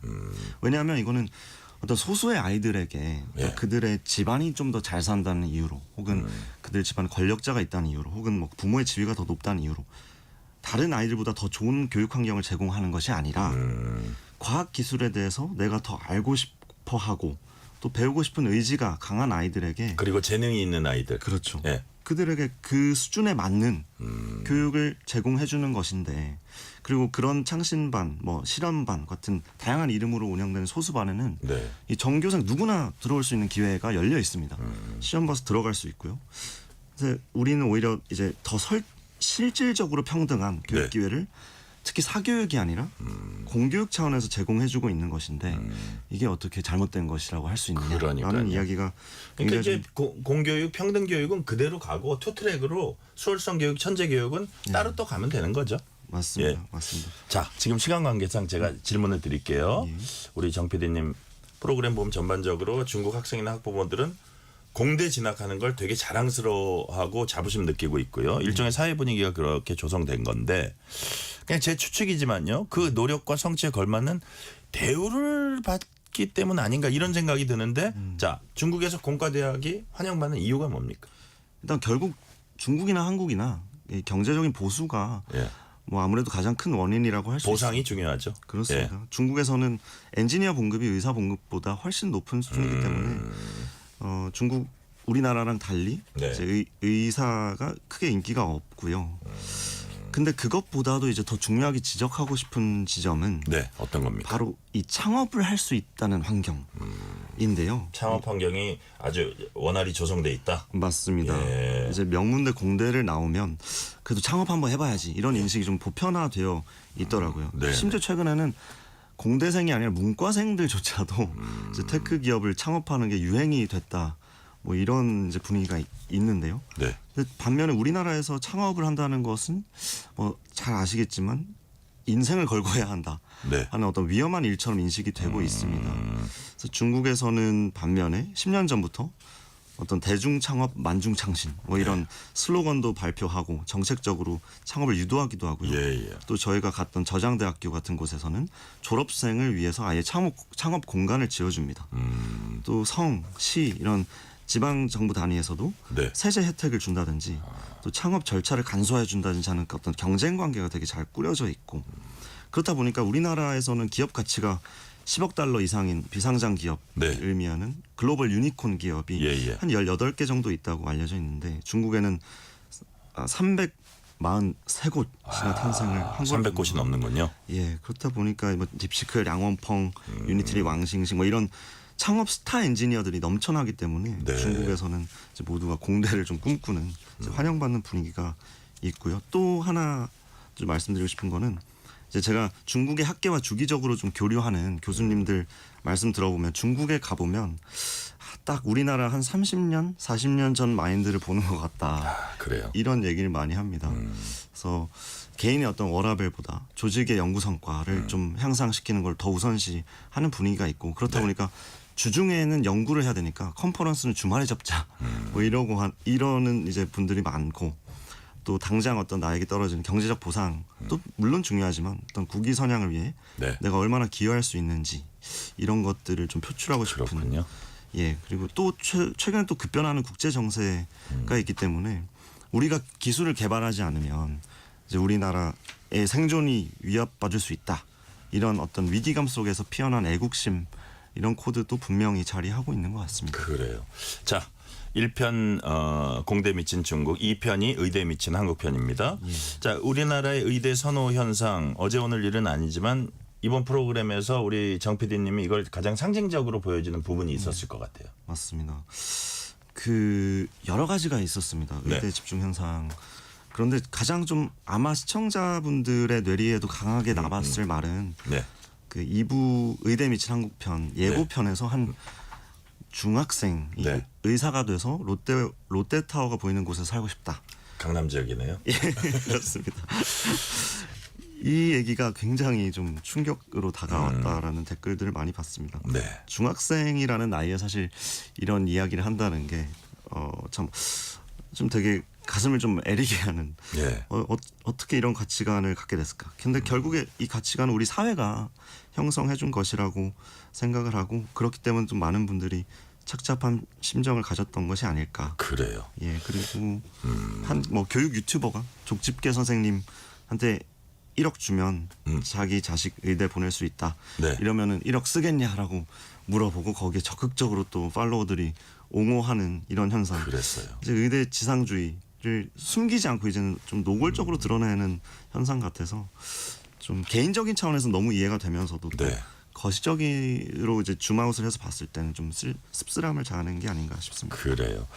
자, 예를 들어서 이제 우리도 한때 막 중학공업 일어나고 막 이럴 때 막 공대 뭐 이런 쪽이 좀 인기 있었던 적도 있고 그 뭐 학력고사라 그러나요? 뭐 이런 거 전국 1등한 사람이 물리학과를 지원하고 이럴 때도 있었거든요. 근데 제가 또 의대 교수들 들어보면 그런 분들이 또 한 3학년 때 의대 편입한다는 얘기도 있고 여하튼 우리나라의 의대 편중 현상은 거의 병적인데 이게 국가적으로 좀 별로 좋지 않을 거란 생각들 많이 합니다. 우리 정 PD께서 두 프로그램 통해서 시청자들에게 보내고 싶은 메시지가 있을 것 같아요. 어떤 메시지입니까? 이제 저희 다큐멘터리 나오신 서울대 이정동 교수님 하신 말씀이시기도 한데 학생들이 어떤 분야로 쏠린다라고 하는 것은 이제 학생들의 선택이라기보다는 이 사회적 분위기가 학생들의 진학 경로에 투영된 결과라고 봐야 한다라고 저도 생각을 하고요. 그러니까 어떤 사회에서 의사나 변호사 같이 자격증으로 보호되는 직군에 우수 인재가 몰리는 현상이 생기면 그 사회가 쇠락하는 아주 결정적인 증거로 볼 수 있고 또 우리나라가 지금 딱 그런 상황에 놓여 있다는 겁니다. 근데 이제 댓글들을 보면은 좀 이런 오해가 있는 것 같아요. 의사를 비난한다든지 혹은 뭐 내 아이를 의대 보내려는 학부모를 뭐 좀 이기적인 사람으로 어떤 여기는 그런 좀 댓글들도 있고 뭐 제 친구들도 의사 친구들이 많은데 이제 막 연락이 옵니다. 왜 이렇게 가만히 있는 의사를 건드리냐 뭐 이런 또 연락도 뭐 의사가 오고. 나쁘다는 건 아니에요. 맞습니다. 그건 국가 전체의 설계 차원의 얘기를 하는 거죠. 그렇죠? 의사는 여전히 중요한 분들입니다. 이 다큐에서 명확하게 지적하는 지점은 바로 이 최상위권 학생들이 다른 꿈을 꿔볼 틈도 없이 오로지 의대라는 선택지밖에 지망할 수 없는 이 작금의 입시 현실과 그걸 오랫동안 방치해온 지금까지 어떤 이공계 관련 정책, 이 왜곡된 사회적 구조를 지적하려는 거고요. 네. 사회가 더 풍족하게 되기 위해서는 당연히 그 모든 분야에서 그 분야를 선도해 나갈 최상위 인재들이 골고루 분포되어야 한다는 것에는 아마 뭐 이견이 없을 겁니다. 근데 이 쏠림 현상이 극심화되고 있고 특히나 그 분야가 어떤 미래 먹거리를 그러니까요. 창출해내는. 그게 제일 중요한 것 같아요. 예. 제가 지금 질문에 입을 간질거리고 있어서 미래 먹거리. 예. 미래 먹거리를 만들어내는 게 과연 누구냐? 예. 엔지니어 아닙니까? 그렇습니다. 예. 예. 자, 그 말씀 미래 먹거리 얘기를 해주셨는데, 자 그렇다면 아까 우리가 자 중국과 이제 비교했을 때 중국은 엔지니어에 대한 보상이 예. 의사보다 훨씬 더 두텁다 이런 말씀도 하셨는데, 자 우리가 자기가 의대 가고 싶어서 안정된 그 생활을 하고 싶은 사람들 보고 의대 가지 마라, 공대 가라, 그냥 말만 한다고 되는 건 아니에요. 어떤 국가 시스템, 어떤 구조를 우리가 만들어내야 합니다. 그러니까 공학 인재들이 어떤 성취를 했을 때 확실하게 보상할 수 있는 아마 시스템 이런 거를 포함해가지고 시스템 만들어야 되는데, 아까 이제 구조적인 문제도 얘기하셨는데 어떻게 정 PD님 보시기에 어떤 구조적으로 우리가 어떤 문제를 좀 혁파하고 개선을 해야지 더 나은 시스템을 만들 수 있다고 보세요? 그러니까 이런 겁니다. 그 어떤 아까도 말씀 주셨듯이 그 쏠리는 분야, 최상위권 인재를 쏠리는 분야가 이제 어떤 창의적인 새로운 기술을 개발해서 우리 또 수출로 먹고 사는 나라 아니겠습니까? 네네. 그런 수출할 수 있는 미래 먹거리를 창출하는 분야가 아니라 어떤 내수 시장을 대상으로 하는 서비스에 집중된 분야. 네. 이런 것들이 또 수험생과 학부모들에게 롤모델이 되는 현상. 뭐 이런 게 더더욱 좀 절망적인 게 아닌가 싶고요. 그래요. 이미 많이 늦었지만 이제 늦었다고 생각할 때가 가장 빠른 때란 말이 있듯이 지금이라도 이 국민적 인식이 좀 바뀌어야 하고, 또 그러기 위해서는 전 국가적으로 좀 이공계 육성을 위한 좀 다소 파격적인 정책 변화를 꾀해야 할 때라고 저는 생각을 합니다. 그러니까요. 위기감을 가져야 될 것 같아요. 자, 논쟁적 주제 프로그램 만들었으니까 피드백 많았을 것 같은데 대표적인 거 한두 개만 좀 소개를 해주세요. 그렇습니다. 뭐 제가 본 것 중 가장 인상 깊었던 것은 네. 뭐 대통령 포함해서 국무회의에서 다 의무 시청하고 독후감 10장을 써야 한다. 뭐 이런 댓글도 있었고요. 네. 또 올해 들어서 가장 무서운 호러 영화였다. 이런 것들이 가장 인상 깊은데 이번에 이렇게 좀 화제가 된 게 제작진으로서가 아니라 이제 한 명의 그냥 국민으로서도 정말 다행이라고 생각을 합니다. 단순히 어떤 무섭다, 또 큰일 났다 하는 어떤 감상평으로 끝나지 않았으면 좋겠고 그래요. 실제 이 사회가 변화하는 데까지 나아가는 구체적인 정책 변화로 이어졌으면 하는 바람이 있고요. 또 이 방송에서 다루지 못한 어떤 시간 때문에 그런 내용을 포함한 어떤 책도 준비 중에 있으니까요. 그렇군요. 후속작에도 좀 많은 관심을 부탁드리고. 후속작은 어떤 거 지금 좀 구상하고 계세요? 이번에 이제 너무 오랜만에 중국 취재를 시도하는 과정에서 이제 높은 섭외 난이도 때문에 이제 미처 카메라 앞에 모시지 못했던 또 주요 인물들, 또 기업들, 중국 정책기관을 좀 추가 섭외해서 후속편을 좀 기획할 생각입니다. 그래서 저희 KBS가 이제 이 문제에 대해서 앞으로도 지속적으로 취재하고 또 양질의 다큐멘터리를 선보일 수 있도록 또 저희 이번에 수많은 댓글들에서 언급해 주신 이 수신료의 가치를 더더욱 실현할 수 있도록 최선을 다하겠습니다. 그래요. 우리 정영재 PD님이 아주 정말 훌륭한 프로그램, 국가적 아젠다에 관한 훌륭한 프로그램 만드셨는데, 마지막으로 지금 우리 10대들 20대들이 미래 생각하면서 열심히 노력하고 있을 겁니다. 이 프로그램 본 10대 20대들에게 요 말은 해주고 싶다. 짤막하게 한 말씀 부탁드릴게요. 저희 뭐 정책을 만드시는 분들뿐만 아니라 저희 언론도 열심히 노력해서 이 사회 분위기를 바꾸기 위해서 필사적으로 노력할 테니까요. 우리 그 이제 자라나는 꿈나무들 중에서도 이제 공대를 좀 많이 지망하고 또 어떤 국가의 미래 먹거리를 창출해내는 일이 정말 멋있는 일 아니겠습니까? 네네. 그런 것에도 한 번쯤 꿈꿔봤으면 좋겠다라는 말씀을 마지막으로 드리고 싶습니다. 그래요. 자, 오늘 말씀은 여기까지 듣겠습니다. 미래 먹거리, 국가 생존을 위해서 이공계를 더욱 적극적으로 위기 의식을 가지고 육성해야 한다는 말씀 오늘 잘 들었습니다. 지금까지 정용재 KBS PD였습니다. 말씀 감사합니다. 감사합니다. 편지 왔습니다. 퇴근길 지친 당신에게 힘이 되는 뉴스를 전해드립니다. 매일 저녁 당신과 함께 읽는 세상 이야기. KBS 1라디오 뉴스레터 K.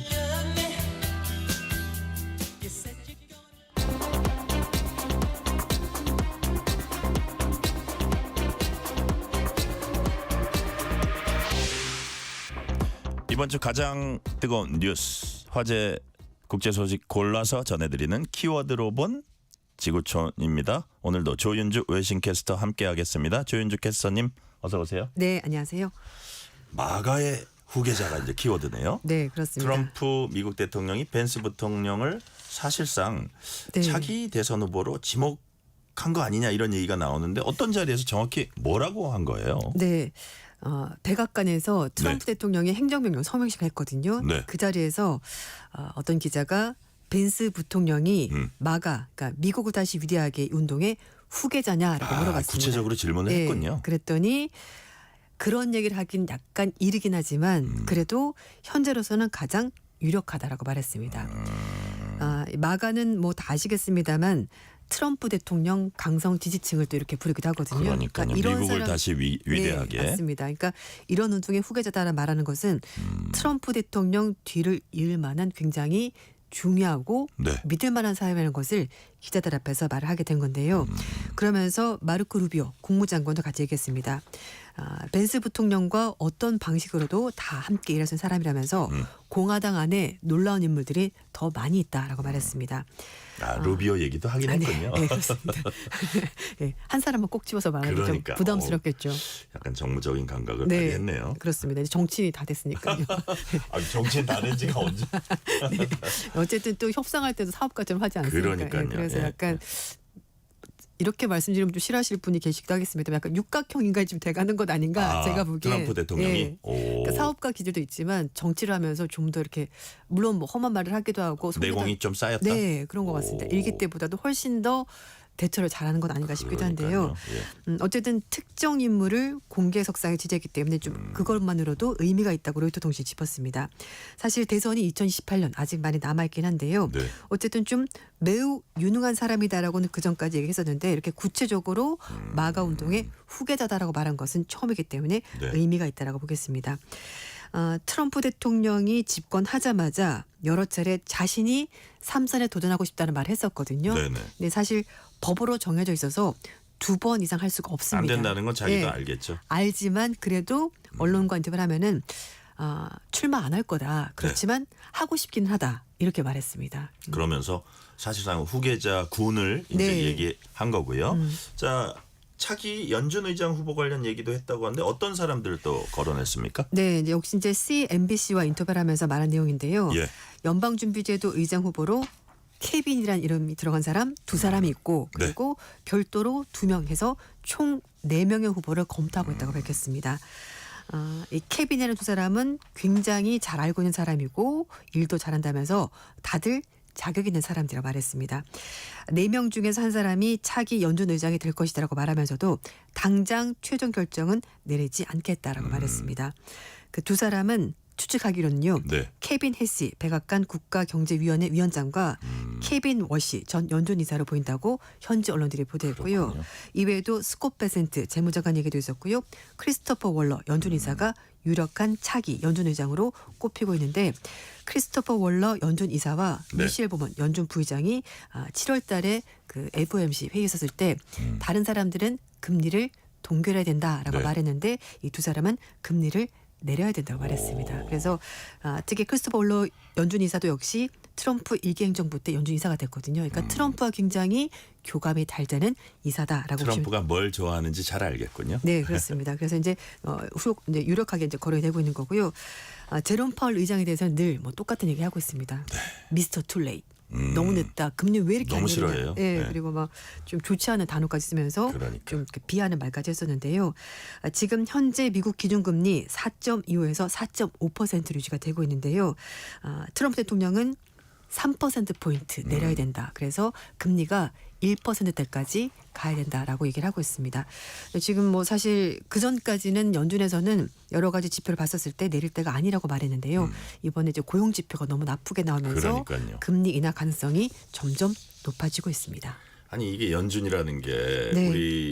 우리나라 한국은행 금통위처럼 맞아요. 되게 그 독립적인 기관인데 대통령이 금리를 이래라 저래라 한 거는 제가 보기에 미국 역사상 저희 유래를 찾아볼 수 없는 일인데 너무 자주 너무 그러니까요. 강력하게 얘기를 하고 있습니다. 자, 그래서 차기 연준 의장 누가 될지도 이제 관심입니다. 이번 주제는 9회 말 투아웃 혹은 연장전입니다. 무슨 얘기냐면 일본 경제재생상이 트럼프 행정부의 자동차 관세 인하를 요구하기 위해서 미국 방문하기로 했습니다. 네. 아니 관세 협상 다 끝났는데 관세 인하를 요구한다? 이거 네. 무슨 얘기예요?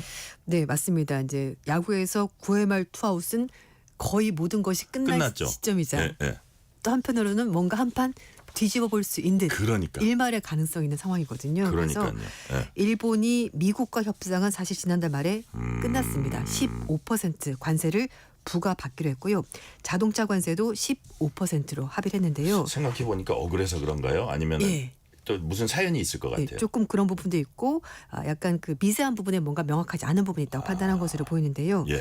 미국과 관세 협상을 진행했었던 아카자와 요시 경제재생상이 미국이 일본에 부과한 상호 관세와 관련해서 네. 합의한 내용과 실제 발표된 내용이 좀 다르다라고 말하면서 수정을 요구해서 지금 미국으로 갔습니다. 워싱턴 DC 인근에서 공항에서 이제 취재진과 직접 만났는데요. 미국 상호관세 발표가 미국 측 정보 관계자들과 들었던 내용과 좀 다른 부분이 있다라면서 문제를 제기했는데요. 예. 정리를 좀 해보면 일단 일본 정부가 관세율을 15% 미만인 품목은 일괄적으로 상호관세 15% 부과받기로 결정을 했습니다. 예. 그런데 기존의 그러니까 관세가 15%가 넘는 게 있거든요. 근데 거기에 대해서 이렇게 15% 넘었던 물품에 대해서는 상호 관세가 추가로 부과되지 않기로 해야 되는데 네. 그 부분이 쓰여져 있지 않은 겁니다. 그렇군요. 그래서 혹시라도 만약에 15% 넘는 관세를 대해서 여기다 15% 더하게 되면요. 40% 넘어가는 부분이 어이구. 생기거든요. 그래서 이런 부분에 대해서 구체적으로 명확하게 문서에 쓰여지 않았기 때문에 이런 부분을 조율하기 위해서 아카자 경제생상이 미국을 다시 가서 이걸 수정해달라고 촉구할 것으로 보이는데 이렇게 말하는 이유가 네. 유럽연합의 문서를 봤는데 거기는 굉장히 구체적으로 문구가 들어있었다는 겁니다. 그래서 일본이 우리도 이거 뭔가 좀 잘못된 것 같다. 좀 더 구체적으로 이걸 명시를 해야 되겠다라고 얘기를 하는 거고요. 그리고 우리도 좀 반면 교사해야겠어요. 네. 예. 그리고 사실 자동차 관세도 15%로 잘 막아냈다는 얘기도 있긴 한데 그래서 일본에서는 이걸로 부족하다. 좀 더 내려야 된다는 얘기가 또 있고요. 그리고 관세 말고 네. 트럼프 대통령이 자랑하는 것이 우리 투자를 굉장히 많이 받았다. 그렇죠. 이런 예. 얘기 했었잖아요. 그래서 일본이 미국 쪽에 5,500억 달러를 투자하기로 결정했다고 이제 다 보도가 나왔는데 트럼프 대통령이 이 돈은 미국이 마음대로 쓸 수 있는 돈이다라고 말했습니다. 그런데 일본에서는 그게 아니라는 거죠. 왜냐하면은 일본 기업들이 판단해보고 이게 투자할 만한 가치가 있는지에 따라서 결정을 할 텐데 트럼프 대통령은 무조건 일본이 준 돈이니까 미국 마음대로 투자하겠다고 말해서 이것도 좀 바로 잡아야 되겠다라고 말하면서 미국으로 건너갔습니다. 그래요. 자, 스위스에선 대통령 때문에 미국으로부터 고율 관세 부과받았다 이런 불만이 터져 나오고 있다고 합니다. 이건 무슨 얘기인지 짤막하게 좀 설명해 네. 주세요.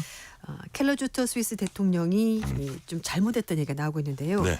트럼프 대통령과 이제 관세 문제에 대해서 전화로 얘기를 네. 했었는데 그때 이제 트럼프 대통령 얘기는 적자가 많다. 그러니까 세금을 좀 관세를 매겼다 말하면서 얘기를 했었는데요. 근데 이 스위스 대통령이 그 얘기를 듣고 협상을 한 것이 아니라 네. 일방적으로 강요하듯이 트럼프 대통령에게 얘기를 한 겁니다. 일방적으로. 그래요. 근데 트럼프 대통령이 그런 얘기를 듣고 가만히 있을 사람이 아니잖아요. 그래서 궤심했던 거죠. 괘씸죄가 발동됐군요. 누가 나한테 이렇게 일장 연설을 하냐라고 해서 결국 39% 세금을 매기도 했는데 네. 스위스 국민들이 나중에 이걸 알게 된 거죠. 거기에다가 혹시 이런 일이 벌어지면은 플랜 B라도 가지고 있어야 되는데 아무것도 준비하지 않고 그냥 일장 연설하다가 트럼프 대통령부터 39% 고율의 관세를 부과받았다면서 스위스 국민들이 도대체 대통령이 뭘 한 거냐라면서 비판의 목소리가 나오고 있습니다. 네.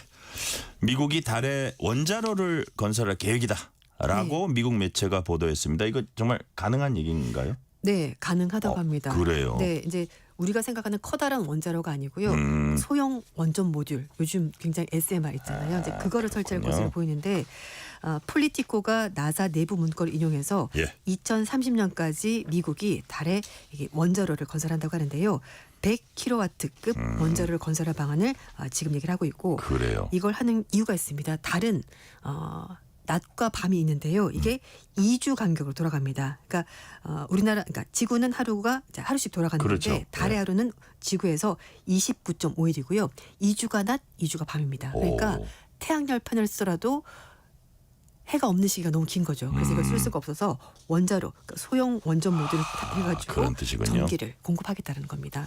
일단 거기서 바로 설치하는 건 아니고요. 네. 일단 지구에서 이걸 먼저 만들어서 조립을 해서 가져간다고 하는데 100kW급 원자로 만드는데 1년에서 2년 정도 걸리고요. 네. 이걸 옮기는데 몇 달이 걸리기 때문에 2030년까지 오, 얼마 안 시간이 꽤 남았는데. 많이 남아있다고 볼 수 있습니다. 아, 그래서 그래요? 2028년 정도 아니면 7년 정도 제작을 한다면은 이게 가능하다고 하는데요. 아직까지 그렇다고 해서 업체가 정해진 건 아니고 어떤 업체가 들어갈지 이제 일단 제안서를 받은 상황이고 구체적으로 선정이 아니라고 하는데요.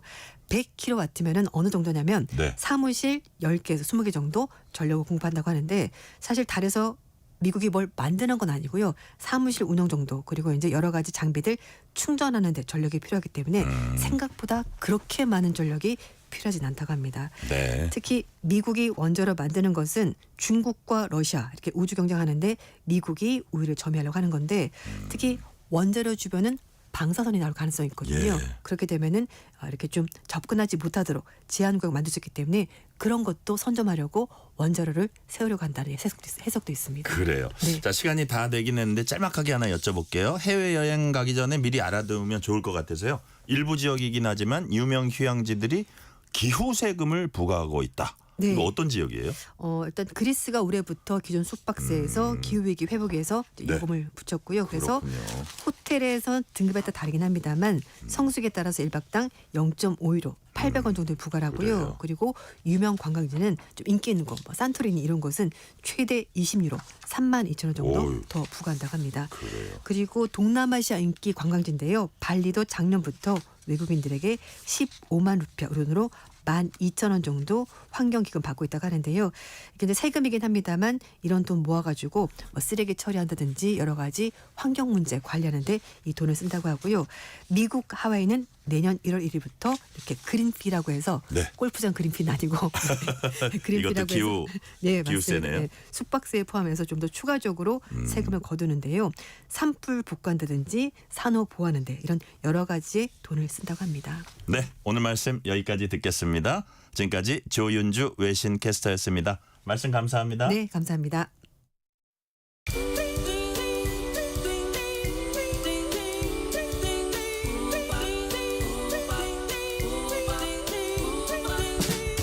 오늘 하루 뉴스를 정리해주는 다정한 편지 한 통. KBS 일라디오 뉴스레터 K.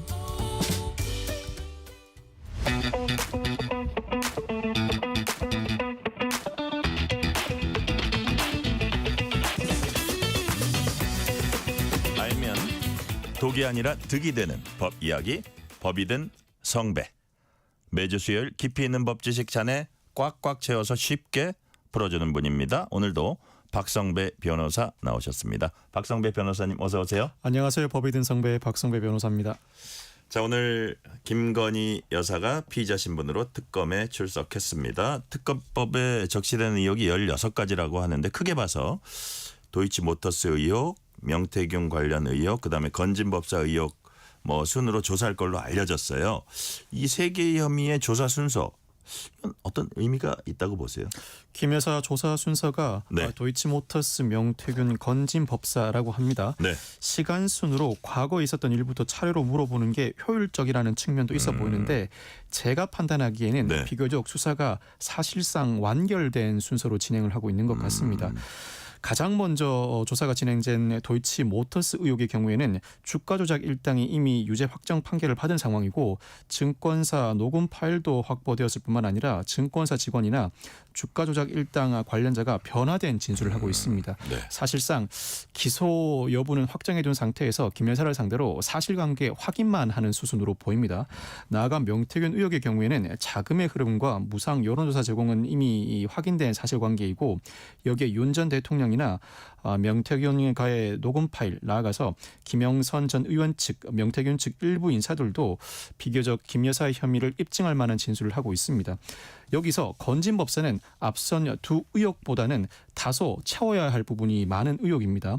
물론 윤 전 본부장, 즉 통일교의 2인자로 불린 윤 전 본부장과 건진 법사 간의 관계는 어느 정도 규명됐지만 통일교의 전반적인 사안 관여나 김 여사의 5대 현안 해결을 위한 행보는 아직까지 수사가 더딘 상황이라 이처럼 수사가 사실상 완결된 순서대로 조사를 진행한 것 같습니다. 네. 일단 처음 조사하게 되는 그 도이치모터스 주가 조작 사건이요. 이 조사의 포인트는 뭡니까? 무엇보다도 김 여사의 주가 조작 인지 여부와 관여 의혹인데 서울고검이 항고 재기수사 결정에 따라 수사를 재개하는 과정에서 미래에셋증권의 증권사 녹음 파일을 전면적으로 확보합니다. 여기서 김 여사의 인지 여부를 규명해낼 만한 유의미한 정황을 확보했다는 소식이 들려오고 있는데 이 중에서 김 여사가 그쪽에서 주가를 관리하고 있다는 발언이라든가 계좌 관리자 측이 수익금 비분을 과도하게 요구한다는 발언의 의미를 집중적으로 묻고 답을 듣는 절차를 밟았을 것 같습니다. 여기서 수익금 배분을 과도하게 요구하는 정황은 주가 조작 사건에서 전주로 의심되는 정황에서 강력한 유죄의 근거로 사용되곤 하는데 이에 대해서 김 여사 측이 어떠한 답변을 했을지 의문이 제기되는 부분이기도 합니다. 무엇보다 증권사 녹음 파일 외에도 권오수 전 도이치모터스 회장의 진술, 최근 권 전 회장은 특검의 참고인 진술을 받은 바가 있는데 여타 참고인들의 진술이 김 여사 혐의 입장에 어느 정도 영향을 미칠지도 주목되는 포인트라고 할 수 있습니다. 나아가서 김 여사가 이른바 단순히 전주로서 주가 조작의 방조 혐의에 그칠 것인가, 이 사건 초반부터 적극적으로 관여한 인물로서 공모 혐의가 인증될지도 중요한 포인트라고 할 수 있습니다. 네. 자, 그렇다면 아까 녹음 파일 얘기도 하고 그 주변 사람들의 진술도 어느 정도 어느 내용으로 나올지 이것도 이제 주목해 봐야 한다고 하셨는데, 그렇다면 혐의 입증 가능성이 있다는 취지로 제가 보기엔 들리는데, 특검 입장에서는 이게 이제 일단은 공범으로 적시했다고 하거든요. 김건희 여사를 도이치모터스. 공범이 되려면 어떤 게 입증돼야 되는 겁니까? 여기서 일컫는 공범은 공동정범을 일컫는데 공동정범이 되기 위해서는 사전에 모의에도 관여해야 하고 실행행위도 분담해야 합니다. 이 정도 수준에 이르러야 공동정범, 우리가 흔히 일컫는 공범 수준이라고 할 수 있는데 앞서 도이치모터스 주가 조작 1당이 유죄 확정 판결을 받으면서 모두 9명이 유죄 확정 판결을 받았습니다. 이 중에서 이른바 전주로 거론되는 손모 씨의 경우에는 1심에서 무죄 판결을 받았다가 2심에서 검사가 공소장 변경을 하면서 방조 혐의로 유죄 판결을 받게 됐고 이 유죄 판결이 대법원에서 그대로 확정됐습니다. 즉 전주의 경우에는 주가 조작의 방조에 그치는 경우가 상당히 많은 것은 사실입니다.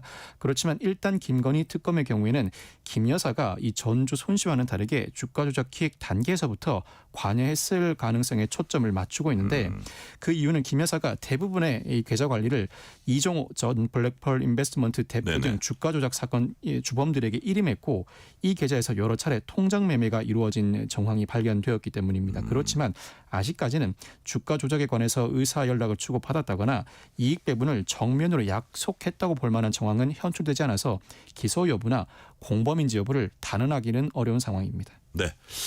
주가 조작은 삼부토건 주가 조작 사건도 있습니다. 저 삼부토건 회장이라든지 대표이사 지난 1일에 구속 상태로 이제 재판에 넘겨졌는데 김 여사를 대상으로 삼부토건 건도 조사를 합니까? 삼부토건 건도 언젠가는 조사가 이루어질 텐데 아직까지는 김 여사가 이 의혹과 관련해서는 다소 멀리 떨어져 있습니다. 그 이유가 이일준 삼부토건 회장이나 이은근 전 대표이사가 지난 1일 구속 상태로 재판에 넘겨졌는데 혐의의 요점은 우크라이나 재건 사업을 본격 추진할 것처럼 보도자료를 배포했음에도 이를 이유로 주가를 띄운 이후에 주식을 매도해서 상당한 부당 이득을 취했다는 것이 이 혐의의 요지라고 할 수 있습니다. 물론 윤 전 대통령 부부의 당시 행보에 따라서 삼부토건의 주가가 급등했던 것은 사실입니다만 이는 아직까지는 의심 단계입니다. 무엇보다도 이 사건에서 여러 실무를 맡았던 삼부토건의 그림자 실세로 일컬어지는 이기훈 부회장이 영장 실질 심사를 앞두고 도주한 상황입니다. 이 그림자 실세로 일컬어지는 이기훈 부회장을 통해서 김 여사의 연결고리를 찾아내거나 이종호 전 대표는 삼부토건과 관련해서도 연루되었다는 의심을 받고 있습니다. 네. 바로 해병대 예비역 단체 대화방에 3부 내일 체크라는 글을 올린 정황이 포착되었는데 이와 같은 이종호 전 대표 즉 김 여사 측근을 토대로 연결고리를 확인해야 할 절차가 남아 있습니다. 이에 따라 당장 김 여사 조사는 시행하기가 어려웠던 것 같습니다. 네, 명태균 씨 관련 공천 개입 의혹 알아보겠습니다. 특검이 공직선거법이 아니라 지금 현 단계에서 업무방해 혐의를 적용하고 있는 걸로 알려졌는데 왜 그런지 그리고 이 둘은 어떤 차이가 있는 겁니까? 명태균 의혹의 핵심은 무상 여론조사 제공을 대가로 김영선 전 의원을 공천해 주었다는 부분입니다. 이 혐의가 그대로 인정되고 법리상 문제가 없다면 정치자금법 위반, 공직선거법 위반, 뇌물죄가 성립할 수 있습니다. 그런데 문제는 공직선거법 위반이 성립하기 위해서는 공무원 등 정치적 중립을 지켜야 할 자가 자신의 지위를 이용해서 선거에 영향력을 행사할 때 성립할 수 있습니다. 그러니까 그런데 김건희 여사 사인인 자연인 김건희 여사 혼자로서는 안 된다는 뜻이네요. 그렇습니다. 거기다 윤 전 대통령과 명태균 측과의 녹음 파일이 발견된 바가 있죠. 그런데 당시에 이와 같이 윤 전 대통령이 마치 김영선 전 의원을 공천해주기 위해서 윤상현 당시 공관위원장에게 연락해보겠다는 취지의 발언이 이루어진 시점이 2022년 5월 9일입니다. 이때는 2022년 5월 10일 공천이 이루어지기도 전이고 2022년 5월 10일 대통령에 취임하기도 전입니다. 즉 윤 전 대통령도 당시 공무원에 해당하지 않는 신분이었습니다. 이에 따라서 일단은 공직선거법 위반을 곧바로 적용하는 데 무리가 있다고 보고 공천에 직접 개입했다면 굳이 공직선거법 위반이 아니라고 하더라도 일정한 위력을 행사하는 방식으로 개입하였을 것이고 이와 같은 방식으로 개입했다면 이는 위력에 의한 업무방해죄는 성립할 수 있는 여지가 있습니다. 이에 따라 일단 김건희 특검은 압수수색 영장에 업무방해죄를 적시하였습니다만 상황에 따라서는 공직선거법 위반으로 그 혐의를 변경할 가능성도 배제하지 못합니다. 그 이유가 일단 당시 발언은 5월 9일에 이루어졌다고 하더라도 행위와 결과를 하나로 묶어서 하나의 행위로 본다면 법리상 공직선거법 위반이 성립할 가능성도 배제하지 못하기 때문입니다. 네. 특검은 오늘 건진법사 청탁 의혹도 조사할 걸로 알려졌습니다. 고가품 수수 논란으로 이제 알려져 있는데 지금 증거품 중에 영수증 확보했는데 실물은 아직 찾지 못한 걸로 알려졌거든요. 이 실물이 있고 없고가 혐의 입증의 중요한 요소입니까? 중요한 요소라고는 할 수 없는데 여러 정황 중에 유의미한 정황이긴 합니다. 이 실물을 발견하지 못한 상태에서는 이 윤 전 본부장과 건진법사 나아가서 통일교와 건진법사 사이의 연결고리가 다소 희미해지는 영향은 부인할 수 없습니다. 현재까지 수사 상황에 비춰보면 통일교의 2인자로 일컬어졌던 윤 전 본부장과 건진법사 사이의 연결고리는 비교적 명확합니다. 일단 김건희 특검은 여기서 더 나아가서 통일교가 조직적으로 관여하였는지 나아가서 통일교, 윤 전 본부장, 건진법사, 김 여사로 이어지는 연결고리 과정에서 김 여사가 실제로 이른바 통일교의 5대 현황과 관련해 어떤 움직임을 보여왔는지를 적극적으로 규명해내야 할 책임이 있습니다. 일단 윤 전 본부장이 지난달 구속된 상태인데 윤 전 본부장은 구속되기 이전에도 비교적 특검 조사에 성실하게 임해왔습니다. 그럼에도 구속된 이유는 사실 여타 사건과 다르게 여러 인물들의 영향에서부터 보호하고자 하는 측면도 있어 보입니다. 윤 전 대통령이 더 진일보한 진술을 하기 시작하고 유의미한 정황이 확보된다면 건진법사 의혹도 상당 부분 유의미한 정황을 확보하는 단계에 이를 것으로 전망되는데 무엇보다 김 여사가 5대 현황과 관련해 어떠한 움직임을 보였고 객관적으로 5대 현황과 관련해 어떠한 변동 사항이 발생했는지 그 연결고리를 찾아내는 것이 이 사안의 핵심이라고 할 수 있습니다. 김 여사 측에서 이제 기억나는 대로 최대한 진술하겠다. 그리고 오늘 포토라인에 서서 사과를 하면서 수사 잘 받고 나오겠습니다. 변호인 측은 기억나는 대로 잘 진술하겠다. 진술 거부권은 이제 행사하지 않고 해당 의혹을 적극적으로 해명하겠다. 이런 뜻 같은데 어쨌든 자기 혐의는 인정하지 않겠다는 그런 그 뉘앙스가 보이죠. 김건희 여사는 김건희 여사 특검의 조사 내용상 전면적으로 진술 거부권을 행사하거나 부인하기가 상당히 어려운 상황입니다. 상당 부분 수사가 이미 이루어졌거나 수사가 한창 진행되는 상황인 만큼 어느 정도는 진술을 해야 하고 일정한 사실관계는 인정해야 향후 구속영장 청구 시 증거인멸의 우려가 없다는 이유로 영장 발부를 막을 수 있는 가능성이 높아지게 됩니다. 이에 따라 일정 부분은 진술하겠다는 취지로 자신의 입장을 피력한 것이고 그렇다고 전면적으로 혐의를 인정한다는 뉘앙스도 아닙니다. 대체적인 혐의는 부인하되 자신이 인정할 만한 일정한 사실관계는 충분히 인정하겠다는 입장을 내비친 것 같습니다. 네. 자, 시간 관계상 마지막 질문을 한번 드려볼게요. 김건희 특검팀은 오늘까지는 윤석열 전 대통령 체포영장 집행계획 없다고 이렇게 밝혔습니다. 집행시한은 7일 내일까지잖아요. 그렇다면 오늘 조사했으니까 내일은 윤 전 대통령 2차 구인에 나설 가능성이 높다, 낮다, 어떻게 전망하십니까? 지켜봐야 할 것 같습니다. 그래요? 그 이유가 오늘까지도 체포영장 재집행에 나서지 않은 이유가 어제 윤 전 대통령이 변호인을 선임했기 때문입니다. 관련 법령에 따르면 수사기관은 피의자 조사 일정을 책정하는 과정에서 변호인이 선임되어 있으면 변호인과도 일정을 협의할 의무가 있습니다. 이에 따라서 일단 변호인과 일정을 조율하고 있는 것으로 보이고, 그럼에도 불구하고 내일 전격적으로 체포영장 재집행에 나선다면 변호인 선임은 사실상 빌미이고 여전히 체포영장이 불응하거나 조사에 응하지 않을 의사가 있다고 해석하기에 이르렀다는 결론에 이른 것입니다. 만약 그럼에도 불구하고 영장 재집행에 나서지 못한 경우에는 체포영장을 재청구할 가능성도 염두에 둬야 하는데, 다만 체포영장을 재청구할 때는 재청구하는 취지와 이유를 상세하게 밝혀야 합니다. 무엇보다 윤 전 대통령이 변호인을 선임한 이상 조사에 응할 의사가 있다고 해석할 수 있는 만큼 다시 한번 체포영장을 청구하는 이유를 상세하게 소명할 부담이 김건희 특검에 주어져 있다고 할 수 있습니다. 네, 오늘 말씀 여기까지 듣겠습니다. 지금까지 박성배 변호사였습니다. 말씀 감사합니다. 감사합니다. 오늘 뉴스레터 K는 여기까지입니다. 커피 쿠폰 당첨자 명단은 뉴스레터 K 홈페이지 확인해 주시고요. 오늘 끝곡은 인생의 참된 의미를 깨달으려면 어떻게 해야 하는지 바람만 알고 있다는 밥 딜런의 노래 Blowing in the Wind 준비했습니다. 오늘은 피터, 폴 앤 메리의 음성으로 듣겠습니다. 오늘도 함께해 주신 청취자 여러분 진심으로 감사드립니다. 지금까지 뉴스레터 K 전종철입니다.